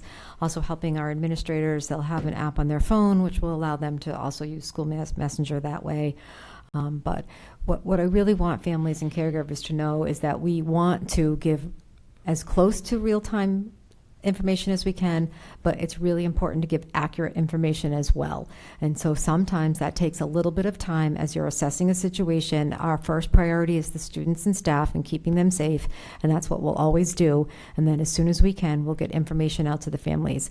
I know that is hard to wait, and especially in the climate we are in and in the fact that we've had other situations occur. But we are working very hard, and that is our promise to you. And I'm going to take this moment to caution people about social media in terms of sharing what you think what might be happening. Social media can help in lots of ways. I did put our message on social media as soon as I had it available, but I also don't want to alarm or scare the public if it's not necessary. But we hear you. We hear that you're using social media because we haven't always responded in an appropriate, timely manner, and it was the way you were getting information, and we are working very hard to address that so that you can have clear and accurate facts. And I think the steps this morning were well within, I think, good expectations of something happening at drop-off at 7:40, 7:45, initial message at 8:28, and saying we'll give you more information when it's available, and then Mr. Gonsalves' follow-up email to parents at the middle school at 9:09 is, with a further explanation, is quite quick. So thank you very much for that. All right, Kittredge. Kittredge. Oh, so a lot going on there. So we had another building committee meeting. The architects, Machado Silvetti, laid out a nice timeline. I have a copy of it here if anyone wants to see it. But you can see there's an awful lot happening in the next 3-4 months. There's some very important date, December 4th. No, I'm sorry. There's going to be a community meeting. Yes, it's December 4th, where the community will have their opportunity to come in and give both the project leaders, Colliers, and the architects, Machado Silvetti, feedback on what their proposals are. In the interim between now and then, there's a number of small group meetings where they're going to go back with a lot of the stakeholders that they've previously interviewed, kind of give them the results of the first phase, the PDP phase, and they'll show them these layouts. I don't want to go too deep into this detail, but there's there's like sort of a MSBA baseline recommendation, and then there's what we might like beyond that, and then there's what we can afford, kind of in the middle of those two things, right? And so all of this soup is being created, and they'll be back talking to the staff at Kittredge, to administration, parents, et cetera, to get their feedback on these plans. And then the community has their opportunity to weigh in December 4th, and the whole thing is goaled to be submitted to the PSR, which is the schematic, right? The actual decision about which way to go is going to be submitted to MSBA February 27th. It gets reviewed and then hopefully gets approved April 23rd. So if anyone wants more of that detail, they can reach out to me. I'll be happy to share this and discuss it. Can I ask just a general question? How many and you'll know this, the first answer, Ms. Lathrop, how many classrooms currently are at Kittredge, and how many are going to be part of the new Kittredge, or is that part of the design process? Well, so there's two questions there. The first question, I don't actually How big know. are we now, and how big are we going to be? Right. Currently have 10 general education classrooms, and then an additional program. Correct. Mm-hmm. And what this is laying out here is 15. 15 general ed? 15 Yes. general ed classrooms, and then there still will be programming at Kittredge School. Right. There may be more than one. Mm-hmm. Yeah, and there are some. There'll be some shared service, shared areas, art, music, things like that, dedicated. There's a media center planned, music classroom, an art classroom. But in general, it'll be a bigger school than it is now. Oh, for sure. Yes. Which has a lot of benefits for our town Yes. in terms of like whether we have a specific program there for kids or if we just have the need for more classroom space in general. Right. I mean, one interesting thing here is that there's sort of a baseline set of requirements around how many rooms and spaces you have. That I think the baseline that MSBA would approve is bigger than the current school. Thank you. So there's no way it'll be smaller. And we're not talking enormous. Right. No. But It's still going to be a small school, but like it's still going to be bigger. yes, at baseline it's bigger, and if we go beyond that, it'll be even bigger than that. So is this a 2-unit school? I mean, two classes per grade? It'll become a 3. Become 3 classes per grade. 3. Will we have that many children there, or will they come from other schools that are overcrowded now? When we get to that point of opening, we may have to look at redistricting. Thank you. Sure. All right, and we have a North Andover assessments presentation. All right. Going to turn it over to Assistant Superintendent Ms. Ando and Kara Lockham, our STEM Director. Yes, Kara's going to join me. You really are. I know, You're doing a exactly. good job. Hopefully bail me out of my, I don't know, technology quandary I'm in. Is it not? I think we're slightly frozen. Oh. Or I think I am here. My computer's getting tired. But you have, while we wait, you have the slides for you, and we wanted to share with you tonight some district assessments that we do K-5, K-8, and some parent reports that parents and families can expect this fall. And so let's see if I can get us going. I can't. Is it not open? It's like, do you see my cursor? Is it just that I'm getting old and can't see? No, I don't see it. You know what I mean? And I'm like, it's not Are there. you is it a website or a PowerPoint? It's frozen. Exactly. Oh, there you Oh, go. wait. There you You're there. It's on the side. You have 2 screens? Oh. It's over here. It's over here. So you have to go that way to get to it. Thank you. Exactly. Thank you, my friend. I appreciate you. Oh, there you go. Oh, you couldn't find your cursor. Couldn't find my cursor. Yes, your computer thinks that's screen 2. Because this is what I'm looking at. Gotcha. That screen is to the right So- of that screen. Just for fun. If it would help you, we can make it be a mirror. Same thing on both? We're good How now. about next time? All right. Exactly. That's awesome. Thank you. I appreciate you.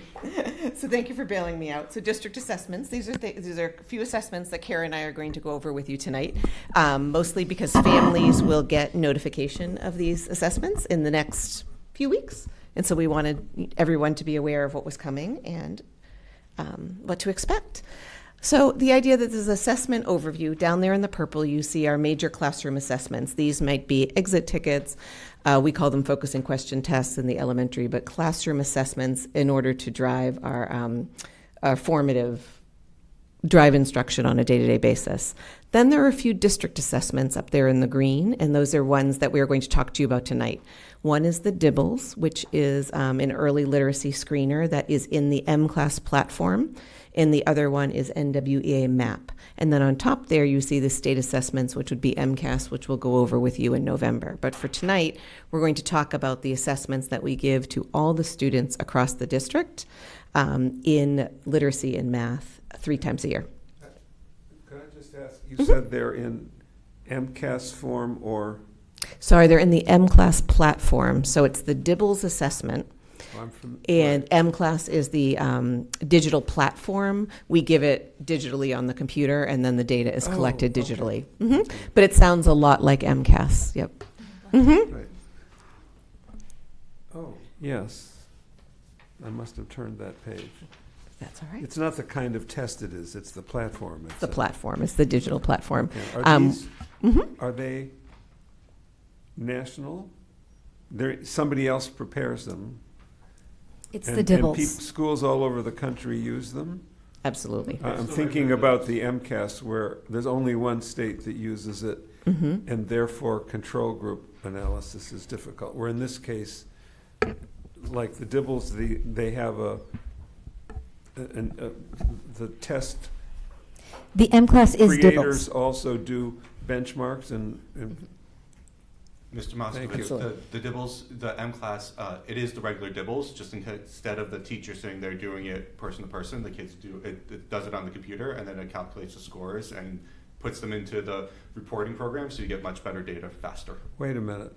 I thought the teacher, the dibbles has a simple numerical thing. How many words did you read? Yep. But then, at the moment, the teacher is coding the errors. But the teacher codes it digitally rather than on paper and pencil. Okay, but it's still a teacher coding them. Thank you. Absolutely. It's the platform that we use, which is we're able to get the data faster rather than the teachers sense. coding everything by hand. But absolutely, there is an adult involved in coding the number of sounds correct, that sort of thing. Right. Kara's going to tell us a little bit about these 2 assessments. All right, so 2 big assessments that we give, again, across different grade spans, but there's a lot of overlap. So I wanted to show you kind of side by side, what are their comparisons? Because they're, again, we talk about them often, but it's hard to keep track of all these details. So we thought maybe side by side would be helpful. So MAP stands for the Measures of Academic Progress, and they call it MAP Growth because growth is a big component of it, because the assessment is not only measuring what students know, but also how they have grown. And so there's data points that we can use and that they use. There's norm reference data points. So to your point, it is a national, and actually there are schools across the world that use this assessment. So there's a huge pool of data that they use to create norms. The most recent norm study was 2020. And so all of our norms are actually still comparing our data to our students pre-COVID. They're anticipating coming out with a new study, but I don't think they've stated when that will be yet. So the norms are compared to millions of students pre-2020. It is not a mastery assessment, so MCAS is a mastery. Have they learned what we expect them to learn in that grade level? MAP is looking at what do they know today? Where are they? Based on all this series of questions that they take. It's digital, and they take it on the computer. And it's one that they do, again, 3 times a year. DIBBLES stands for the Dynamic Indicator of Basic Early Literacy, DIBBLES for short. We love acronyms. And again, it's a benchmark, universal screener. You'll see in a little bit, it helps us with looking at students who might be at risk for different reading issues in the future. And so it is criterion reference. So there are benchmarks, again, how many can a student do in a certain amount of time, and then that is the reference point that we have to share out results for students. So they're criteria reference versus the norm reference, so a little different between those 2. Well, isn't DIBBLES both? I mean, there are norms. DIBBLES says...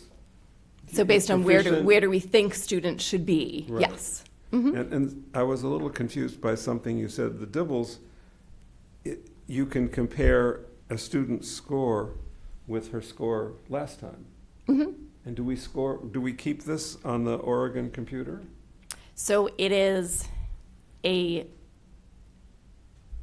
MClass is that digital assessment tool. No, let's start with the DIBBLES. Yep, so DIBBLES is, we use the MClass platform that is now part of Amplify to make things even more confusing. It's like 1,000 layers of who's the company, what is the platform that we use, and so it stores all that data historically. We started using it January, so our historical data, we have some because we were using the Oregon DIBBLES, kind of their earlier version of that platform. Before. We don't need to get into detail about the only reason I asked the question is because on the Oregon database, each student has her own file and it's longitudinal, which is extremely important. And seeing that data, And we also were able to not only see it in the platforms, I export all the data and we do a lot of digging and kind of keeping it within to compare the different data points and see them side by side. So I guess my question is, on this, and in both cases, will you still be able to download a database that has a longitudinal file for each student? Okay, that was my concern. Lots of. We'll be able to see students' data over time as well as any progress monitoring that we do in between. Yep. Great question. Hold on. Next one. See if I can find my cursor again. Here are our timelines. You're good. Yeah. So the who, what, when, where, how. All of our kindergarten through 8th grade students take MAP Growth. in both reading and math, and they do that 3 times a year in the fall, winter, and spring. The norm reference indicates or dictates to us when we should give it, and so in the fall, it's after 4 weeks of instruction. And so that's coming up next week, actually. Our students will be starting those assessments. They're intended to take about 45 to 60 minutes. We've done some data of, is that truth? And we really, it is pretty relative. It doesn't mean some students don't take longer, and they have all the time they need to take it. So we can pause it and give it to them, continue it at a later point. DIBELS is a series of short fluency assessments that take about a minute each. There is one component, the maze, that students do online on the computer, our older students, and that goes up. We test students kindergarten through 5th grade. And again, same fall, winter, spring. The fall reading, the DIBELS assessment has already occurred. That window just ended. So we're jumping into that data now, but that is one that we do earlier in the year, right? Kara is generally dumping yes. it places as well. Like they call that exporting, right, in the computer world or whatever you call it. But yes. I'm like, put it here. Kara, where is it? Find it for me. So a question we get asked all the time, what do these questions look like? It's not like MCAS where we can go in and, see the sample test items that are released. They do have some practice questions. You can go onto their website and see them, but this kind of shows you a little bit. What I love about it is it is adaptive. So a student answers a question, and then it's not always the same question for every student. It's going to determine what that next question is based on how they answer. And so every student has a very unique assessment. And it's all clickable. There isn't a writing, type in text box component. It's all clicking. And our kindergarten and first graders do have audio support. So there are audio, you kind of see in the screen that little question mark. They can click on that again. I assume this question is asking them about the shape they're seeing. And so they're getting that audio support throughout. So even though they're not reading, even with the reading assessment, it does give them some prompts. And sometimes it is read what's on the screen and answer the question. So a wide range of questions. Are they taking these on the Chromebook? Yep, they're on the Chromebooks. Yep, to do that. Mm-hmm. Absolutely. And the DIBELS has several subtests, and it depends on what grade level the student is in, which subtest they take or how many they take. And it is, like Kara said, a series of short. So the nonsense word fluency, NWF, you see up there. A teacher sits with a student and says, you're going to read a bunch of nonsense words to me, and this teacher records which words are correct, which sounds are correct, and which whole words are correct. ORF is the oral reading fluency, where it's how many words can the student get off the page in a minute. And the maze is a comprehension screener where students have to pick the correct word that goes in the sentence. And so you can see there K-1, K-3, and grades 1 to 5 and 2 to 5 take different assessments depending on how old students are. Can I ask how Sure. reliable you find the maze? I mean, I'm really familiar with the rest of it, but I understand that the maze is there and why it's there. I've never really asked anybody how well they think it works. I think as far as like the 3-minute screener that it is, it generally will the results will be consistent with when teachers are concerned about students' reading ability as well. And so very seldom do I find our 2nd to 5th grade teachers surprised with maze results, if that makes sense. Like it's along the lines. Once in a while there'll be a student that is flagged on the maze that may not be struggling in class, but for the most part that overlaps, and we just are able to have one more data point on that student. It starts at 2nd? It starts, I think, see yes, the chart. 2nd to 5th. Yeah. Mm-hmm. And that one is given whole class on the computer, like Mr. Hicks said. And so it's a very short amount of time invested to get a lot of information. You've seen Scarborough's reading rope, and we tried to code as far as like all of the skills on Scarborough's reading rope. It's a very complicated process of learning to read, but the map focus you can see highlighted in yellow. The DIBELS focus you can see highlighted in that bluish green. And so between the two data points, we get a lot of information about the many components of reading that are, woven into skilled reading. And so again, nothing is, absolutely, but the idea that like background knowledge is a little bit measured by the DIBELS and mostly measured by the map. But the idea that like between the two assessments, we can gather a lot of information on the components of how students learn to read. DIBBLES is our early literacy universal screener, and so it might identify students at risk. It does not diagnose learning disability, or it does not diagnose dyslexia. The International Dyslexia Association recommends it as a screener. This is something that a lot of parents might get concerned about because it is a dyslexia screener, that if their student is at risk, that their student has dyslexia, and that's not necessarily the case. It is a warning system for us to let us know that the student might have some behaviors that might be in line with reading and difficulty later on. And so it does not diagnose dyslexia or a disability, or it does not act as a substitute for formal evaluation. So, but a lot of times, completely understandably, families might get nervous when they see that their child might be at risk on a screener that we sometimes use as a dyslexia screener. And so, and again, I think the term dyslexia a lot of times is misunderstood, and that dyslexia is just persistent reading difficulty despite interventions. It's not necessarily like the letter reversal that a lot of people think of as dyslexia, that the idea that it's generalized reading difficulty despite intervention. Family communication. So starting in July 1st, 2023, we are required by the state to assess students 3 times a year, send those results to parents, and also make an action plan for anyone that's at risk for reading intervention. So on October 10th, we will send this letter, which is a generalized letter about the early literacy screening, out to parents. And then the next day, on October 11th, they will get their own students' results. And so we will send results from the DIBBLES to everybody. So this is just for DIBBLES because we have not opened the MAP assessment window yet. But so everybody will get their MAP testing results. And I think there's a sample in your packet of both. So the sample of the general letter is here. The sample of the action plan is here. And the M-Class home report, which actually gives parents a lot of information, or families a lot of information about students, everybody will get one of these. And so anyone who's at risk or needs support will get an action plan written by the team at their school, or written by the adults that support the students at the school. This may be the reading interventionist, this may be the ESL teacher, this may be the general educator. The team will work together but parents can expect some generalized communication on October 10th, and then some very specific communication on October 11th. This is the Home Connect report. I already talked about it, but here it is, where it outlines each subtest that the student has taken. And then on the reverse side, which didn't come through the printer, there are suggestions for how to help the student at home. We can translate these directly into Spanish through the M-Class platform, but we can also translate them into about 180 different languages, depending on what families need, with our translator that we have here in the office. So we will, if parents have requested written translations, we send them home in the heritage language. Question?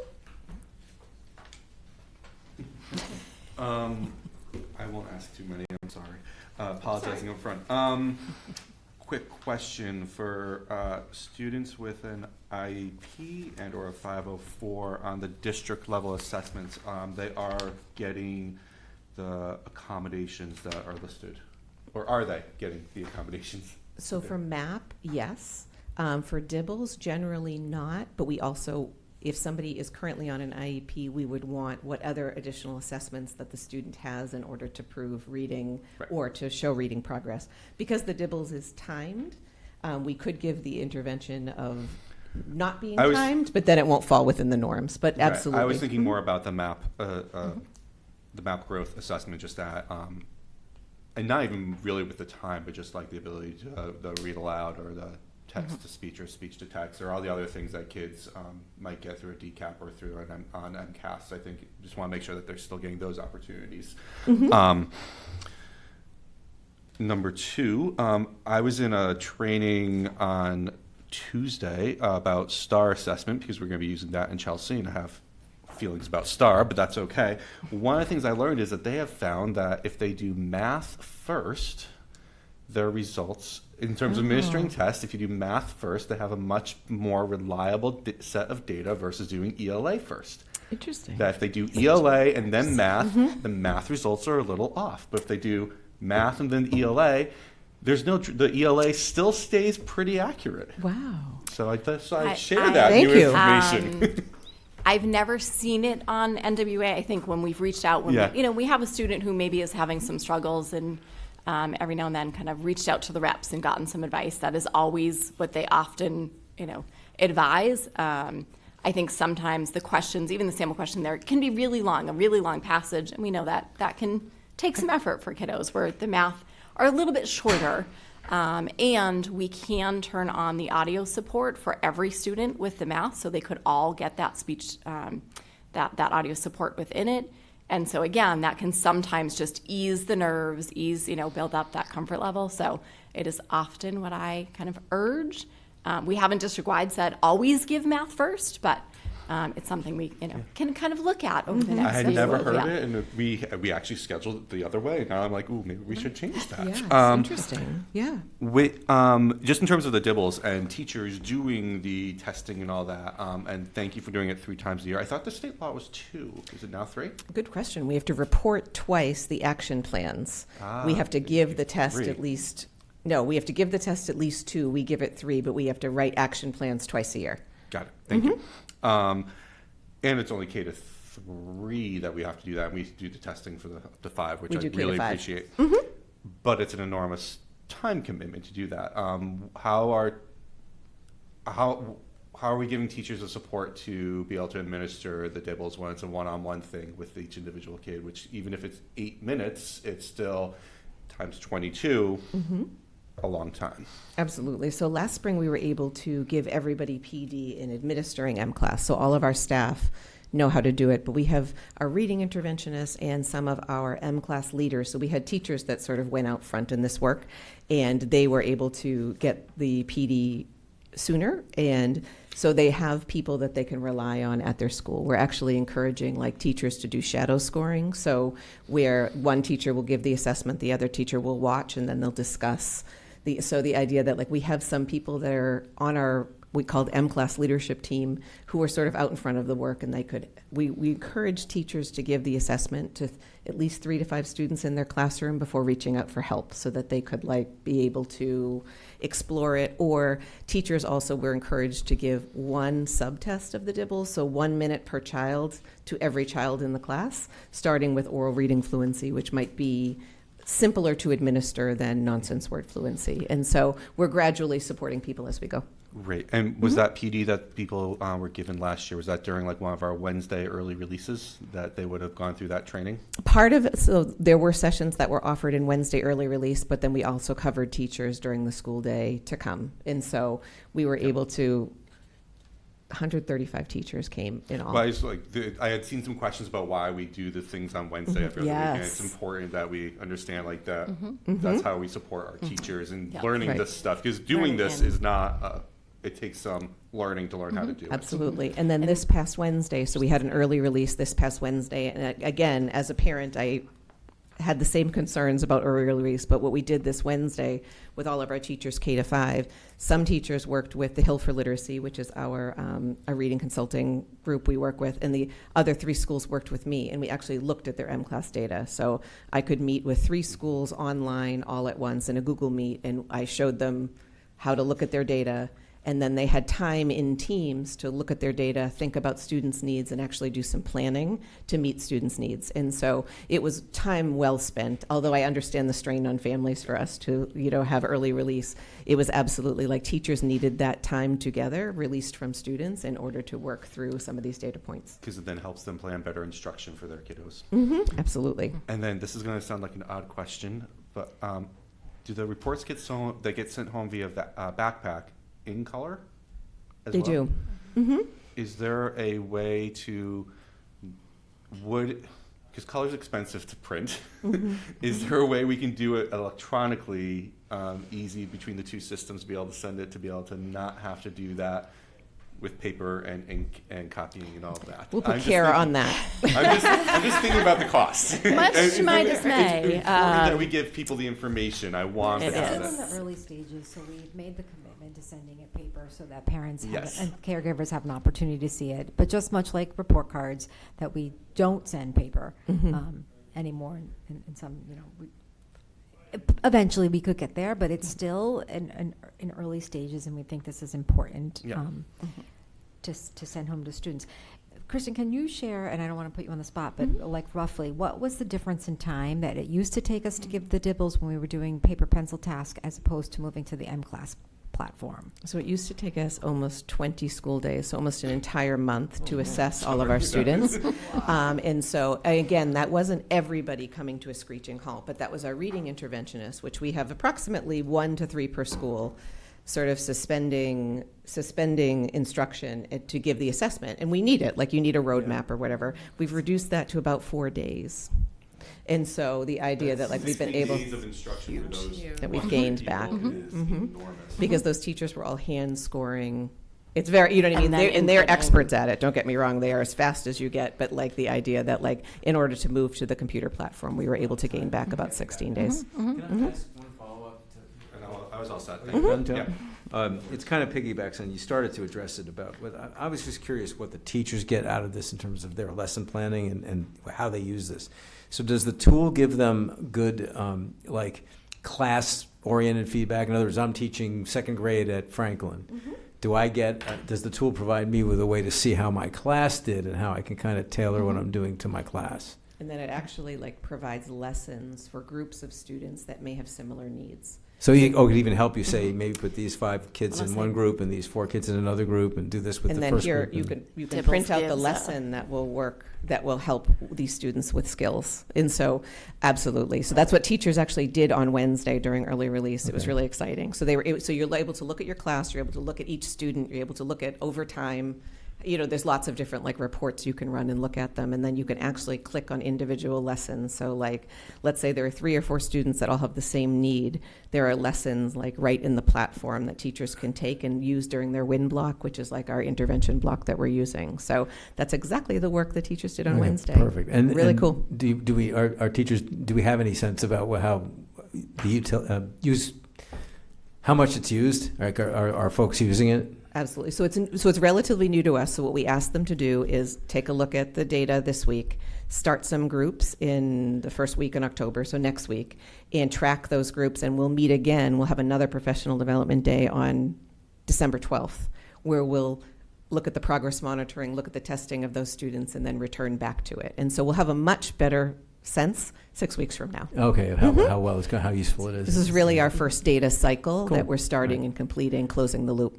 But it's encouraging that that data is there on that kind of level. That's really good. It's awesome. Okay. And MAP is a little different because it doesn't have that same output of here's a lesson to do, but it really gives a good indication of which students might be grouped together, even seeing, are they doing the same, kind of the same outputs on the assessments that we're giving on a day-to-day basis? Is this data all aligned with what we're seeing?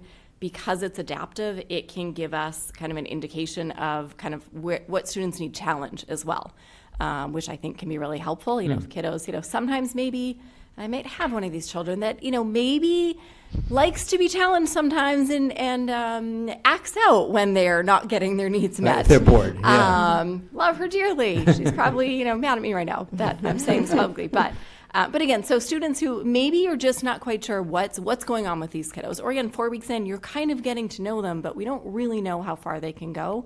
I think one thing I love about MAP is, again, the very next day, a teacher can go into the system, see where kids, what were they able to do on this assessment, and now kind of have another data point to really plan for which students might have what needs in these different. So Good, thank you. very Yeah. immediate feedback. I have one more. I What? forgot before. I'm sorry. Well, you talked for quite a while.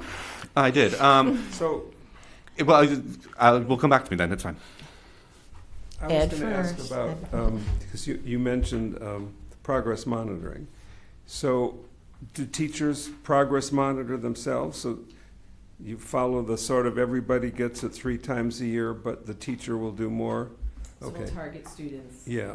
And does the teacher's benchmark one, does she do her own students, or you avoid that? It depends. It depends on the teacher and their comfortability with the assessment. So what we tried to do in the fall is that everybody gave the oral reading fluency for their entire class. Like everybody gave one subtest to their entire class before they asked for assistance from one of their colleagues. I guess what I'm getting at is that depending on how you use it, you can make the argument that for the 3-time-a-year benchmark, it's better the teacher not do her own students because she has some investment in the. But for progress monitoring, you want her to do it. You want whoever knows the student the best. Yes, exactly. So right now we're making plans where, so there's a student who we've targeted for some intervention, and then we decide who does the progress monitoring on that student, and it's generally whoever's closest to that student. It might be the general educator, it might be the special educator, it might be the reading interventionist, it might be the ESL teacher, depending on, depending on who's closest and who that student to an extent feels most comfortable with. So, are there data meetings following the benchmark assessment? Absolutely, we had them Wednesday. Oh, and who runs them? Awesome. So for 3 schools, are the Hill for Literacy. So our consultants from the Hill for Literacy run those for 3 of our schools, and then I run the data meetings for the other 3 schools. Because there's an argument that for the principal to do it. We'll get there. Oh, Yeah. Well, I mean, it sort of, it depends, I guess, it carries more weight. And it also kind of gets the principal sort of understanding that his or her role is not just greeting the buses, but knowing which kids are moving and which ones aren't. Absolutely. And all of our principals and assistants were in the data meetings, or we're participating in the data meetings, and eventually we'll get to the point where they're running their own at their building. Right now, we need a little more support. I get it. Yep. And And some of the do you have- principals, Sorry. and say some of the principals right now reach out, hey, Kara, I'm not seeing this data point, what's going on? So I think they're looking. It's not that they aren't, diving in, looking. Some have data walls that they're really diving in deeply. So they're becoming more proficient. Again, with the new platform, it's different. MAP has rolled out new district and classroom and school-wide reports. So kind of keeping them up to speed with all those. So at the data meetings, do all the teachers in a grade level team hear everybody else's results? We generally sit together. So they'll sit together by a team and work, or the idea that teachers who work with students collaboratively, a special educator and a general educator, so we will generally work together. In the platform itself, teachers have access to their own class. And so not necessarily like to an entire school, but they work within their own class. But it's kind of hard not to an extent, look across a grade level in one of the data meetings. It has, I've found, incredibly powerful effects. That just like the experiment that you were discussing with us last time, if you had data meetings and if those teachers participating have their scores growing faster than everybody else without any discussion, most of the other teachers will Absolutely. sign on pretty quickly. So generally the assignment was to look at your own class, but they sat in grade level teams. So you know what I mean? What patterns do you notice? Eventually I'd love to get to the point where if there are students who have similar needs across classes, that we then serve those students in small groups, regardless of where their homeroom is. And so. Do you do data walls? Some of our principals have them. We've started. I don't think we've necessarily realized what we would love to do with data walls. I think it's kind of like the sharing of each other's data, that it's mostly encourages teachers. Yeah, and it becomes part of your culture that we look at data in order to work together in order to meet our kids' needs. And are the teachers comfortable in data meetings? Is there praise of teachers as well as questioning? Absolutely. I think we're getting used to it. I think it's an overwhelming process. It's difficult to learn to give the assessment, and then look at the data. But I think our teachers are amazing, and I think they care deeply about our kids, and so they love the idea that they have additional data points. And it's a learning curve for all of us, including me. So the last question, NWEA, I was aware of it as, I thought they were test producers, but it looks like in this case they're sort of carrying your MAPS data. They are the vendor. They are the company that puts out the MAP test. So map assessment. are the MAPS tests such that when you look at a child in first grade and then you look at her in third grade, that looking at those scores, you have some sense of how she's moved? And that, They're so both in the assigned that way? report that they get, you see you see kind of 4 tests. So like our kindergartners will get one little data point this fall, but by first grade, it will show what they did throughout kindergarten and their first data point in first grade. So it will always show, and when we log in, we see from their very first test until their last. So we can see more. The report is a little bit, again, Thank you, keep Ms. to a Madam page. Chairman. Good stuff.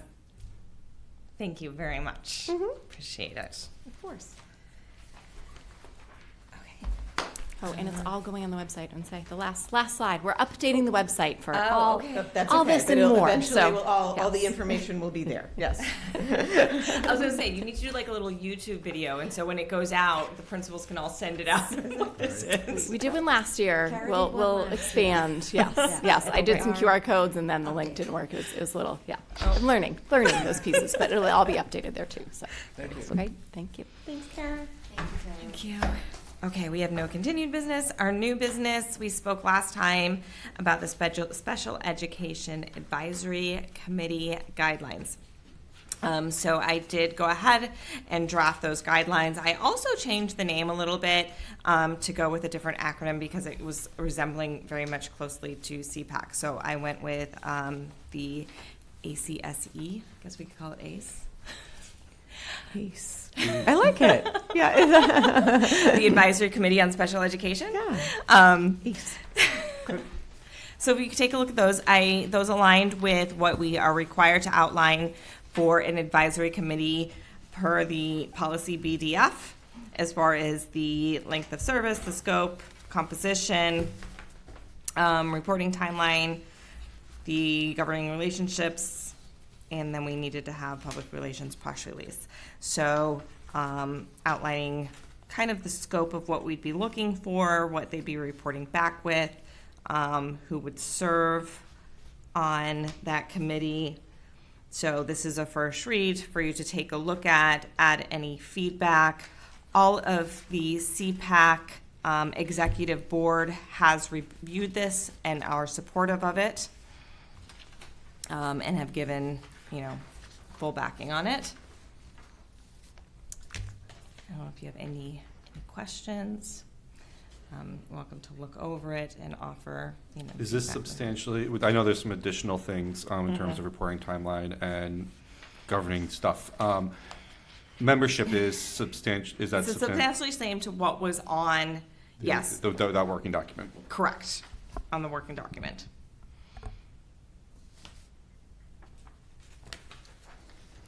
Since we had that working document, and we've discussed it at length, I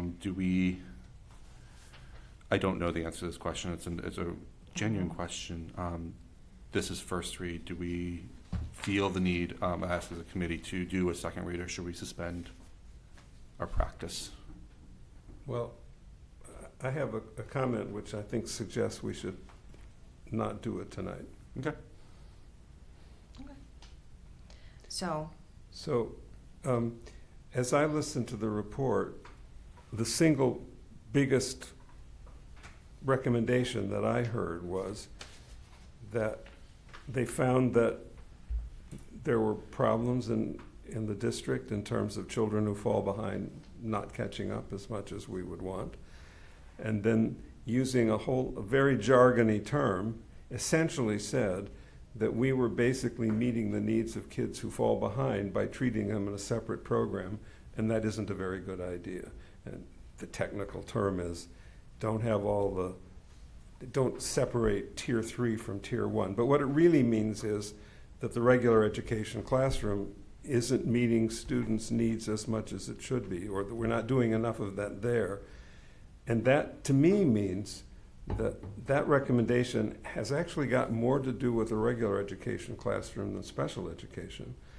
So that would have to do with the name of the committee, but certainly what you laid out in number 2, I think misses what at least I thought was the most powerful recommendation of the report, that relying on separate teachers to meet their needs which is kind of goes back to the whole problem of, you know, the schools never, I don't mean us, but generally they weren't doing a good enough job. And teachers generally felt that there were this group of kids that they couldn't really meet their needs, and you had to have specialized people. And so they go off in their own system where expectations aren't as high. And ideally, you want to meet their needs as much as you can in the regular education Right, but I think you're classroom. getting very specific. I think when you're looking at the assignment, it's to review the Urban Collaborative's presentation regarding special education district, review the district's current approach and strategies special education, then suggest strategies and recommendations for improvement in special education in the district based on Urban Collaborative's recommendations. And the read committee's that. findings. So I That's think exactly what I that's disagree- all encompassing, though. I think what you're No. looking at is the specifics of the report. I don't agree. This says that we should look at our special education program. The report said special education shouldn't be a program, it should be a service. And it changes the whole But emphasis. isn't that Hold captured- on, it changes the whole emphasis about how does the district address the problem that some kids don't make as much progress as others. And what they're saying is, as much as you can, you want to address it in the regular education classroom. That means that the primary actors are principals and classroom teachers. It's not that special education teachers don't have a role to play, but it says that that problem is not mainly just for special education, that everybody in the district should be thinking about meeting every student's needs. And the way you've written this is as if it's only the special ed director and the special ed teachers that work for her whose job it is to help all kids move. And I profoundly disagree, and I think you're misinterpreting what they said. That's the interpretation of it. To review the district's current approach and strategies to special education, I mean, that doesn't preclude it from being part of the general education. And I think you're reading that it is precluding it, and it's absolutely not. But why wouldn't you use language that says, we'll review the district's approach to meeting She does, in number individual 2. needs? It doesn't say that. It says review the district's current approach and strategies. But regarding special education, So if the current approach to special education is wrong, then that the finding or the recommendation will be then change the approach. I think it's there. I don't think so, because what they were saying is that you want the obligation. It should be the principal's concern and every classroom's teacher's concern to make sure that all the students are progressing. And of course, they will need help from special education, but it's not the special education director's job alone. It's not It saying has that. to be the principal's job. It's not saying that. Number 2 Yes, and 3 say it- what's wrong with our current approach and make changes to our approach. No, our current approach to special education, this is what it says, what's wrong with our current approach to special education, as opposed to what's wrong with our approach to making sure that kids who fall behind move forward. It's a huge difference. I think It's not a small, minor difference. I think number 2 and 3 encapsulate exactly what you're saying it should encapsulate. It's not what it says. And it makes a big difference in terms of who's responsible So, for it. I mean, the one change then you could make there is review the district's current approach and strategies to education. And But that then change. that defeats the purpose of the committee. I what think- we're trying to I No, think- to the part of education that has to do with making sure that each kid makes as much progress as I think as he or also she that can. if we change it to that specific, we're also missing a large group of kids who do need something very specialized that we want to make sure we capture. That's fine. So, I have no objection to including that as part of the problem. But the central recommendation was you want to rely on the general education the general education classroom. Yes. As much as you can. I'm not disagreeing with that. No, but Would you're number resisting 3 language that would make that clear. I think that language is exactly Would number here. 3 take care of that language? Suggest strategies and recommendations for improvement to special education in the district based on the Urban Collaborative's recommendations and ACE's findings. So you could interpret that. So you're using the Urban Collaborative's recommendations, which you're pointing out, and the committee is going to suggest strategies, which could be that general education has to have more of a front row approach. correct, and recommendations for improvement. So I think it's encompassed in number 3. It is. I think you might be getting to problem solving a little bit already. I think it's implied that that's what's going to happen, and I think that I think the other piece that the Urban Collaborative was trying to say was not necessarily that general education was not meeting the needs of the students, that perhaps as a district, our district was moving more towards up tier 3 or a C grade in terms of looking at providing services outside of the classroom that we could provide within the classroom, which is slightly different than a classroom teacher taking ownership of all the students. It's maybe saying that we aren't giving them an opportunity, or that we're immediately thinking that we have to remove a student in order to remediate or to shore up some of their skills. I think this, in conjunction with some of the work that you just heard, is going to address those skills, address some of your concerns. I also think it's a reason why you might have a first read of this, because maybe you want to make sure you flush that out completely. But I do think it's implied in the assignment here that that's going to happen, especially because the first thing the group has to do is actually read the urban presentation and then probably come to some agreements about what they think the recommendations are. And remember, just because it's in the Urban Collaborative doesn't mean it's something that we believe we should do. I'm not saying I don't believe that we should be doing everybody work within the regular education, but that is part of what came out of the report. And the other thing I heard from CPAC was that CPAC was there was the flip side, right? So some parents said, my child really needs something outside of the classroom, and I want to make sure if that's what my child needs, you're not telling me that the only way they can get serviced is within the classroom because their needs are so significant that they need something substantially separate. I think what we heard from CPAC, where they were a little concerned that it was asking us to perhaps abandon some of the specialized programs that we have in district that are very important, and why some families actually move to North Andover to be part of those specialized programs. I thank you, Superintendent Lathrop. My child needs something substantially different than what happens or could be happening in the regular or general ed classroom. He needs that, and and yes, would there be better things for him to happen in general ed classroom? Absolutely, but he needs specialized instruction from somebody else. Well, he needed 3 to 4 times a week for 40 minutes with 3 other kids. That's what he needed to be successful, and it worked. And we have to there's nothing that I'm suggesting that precludes, and in fact, I agree that. I'm sorry, I wasn't done speaking. Sorry. So please do not interrupt me. Number 2 and number 3 clearly say that the district's current approach and strategies to special education should be reviewed.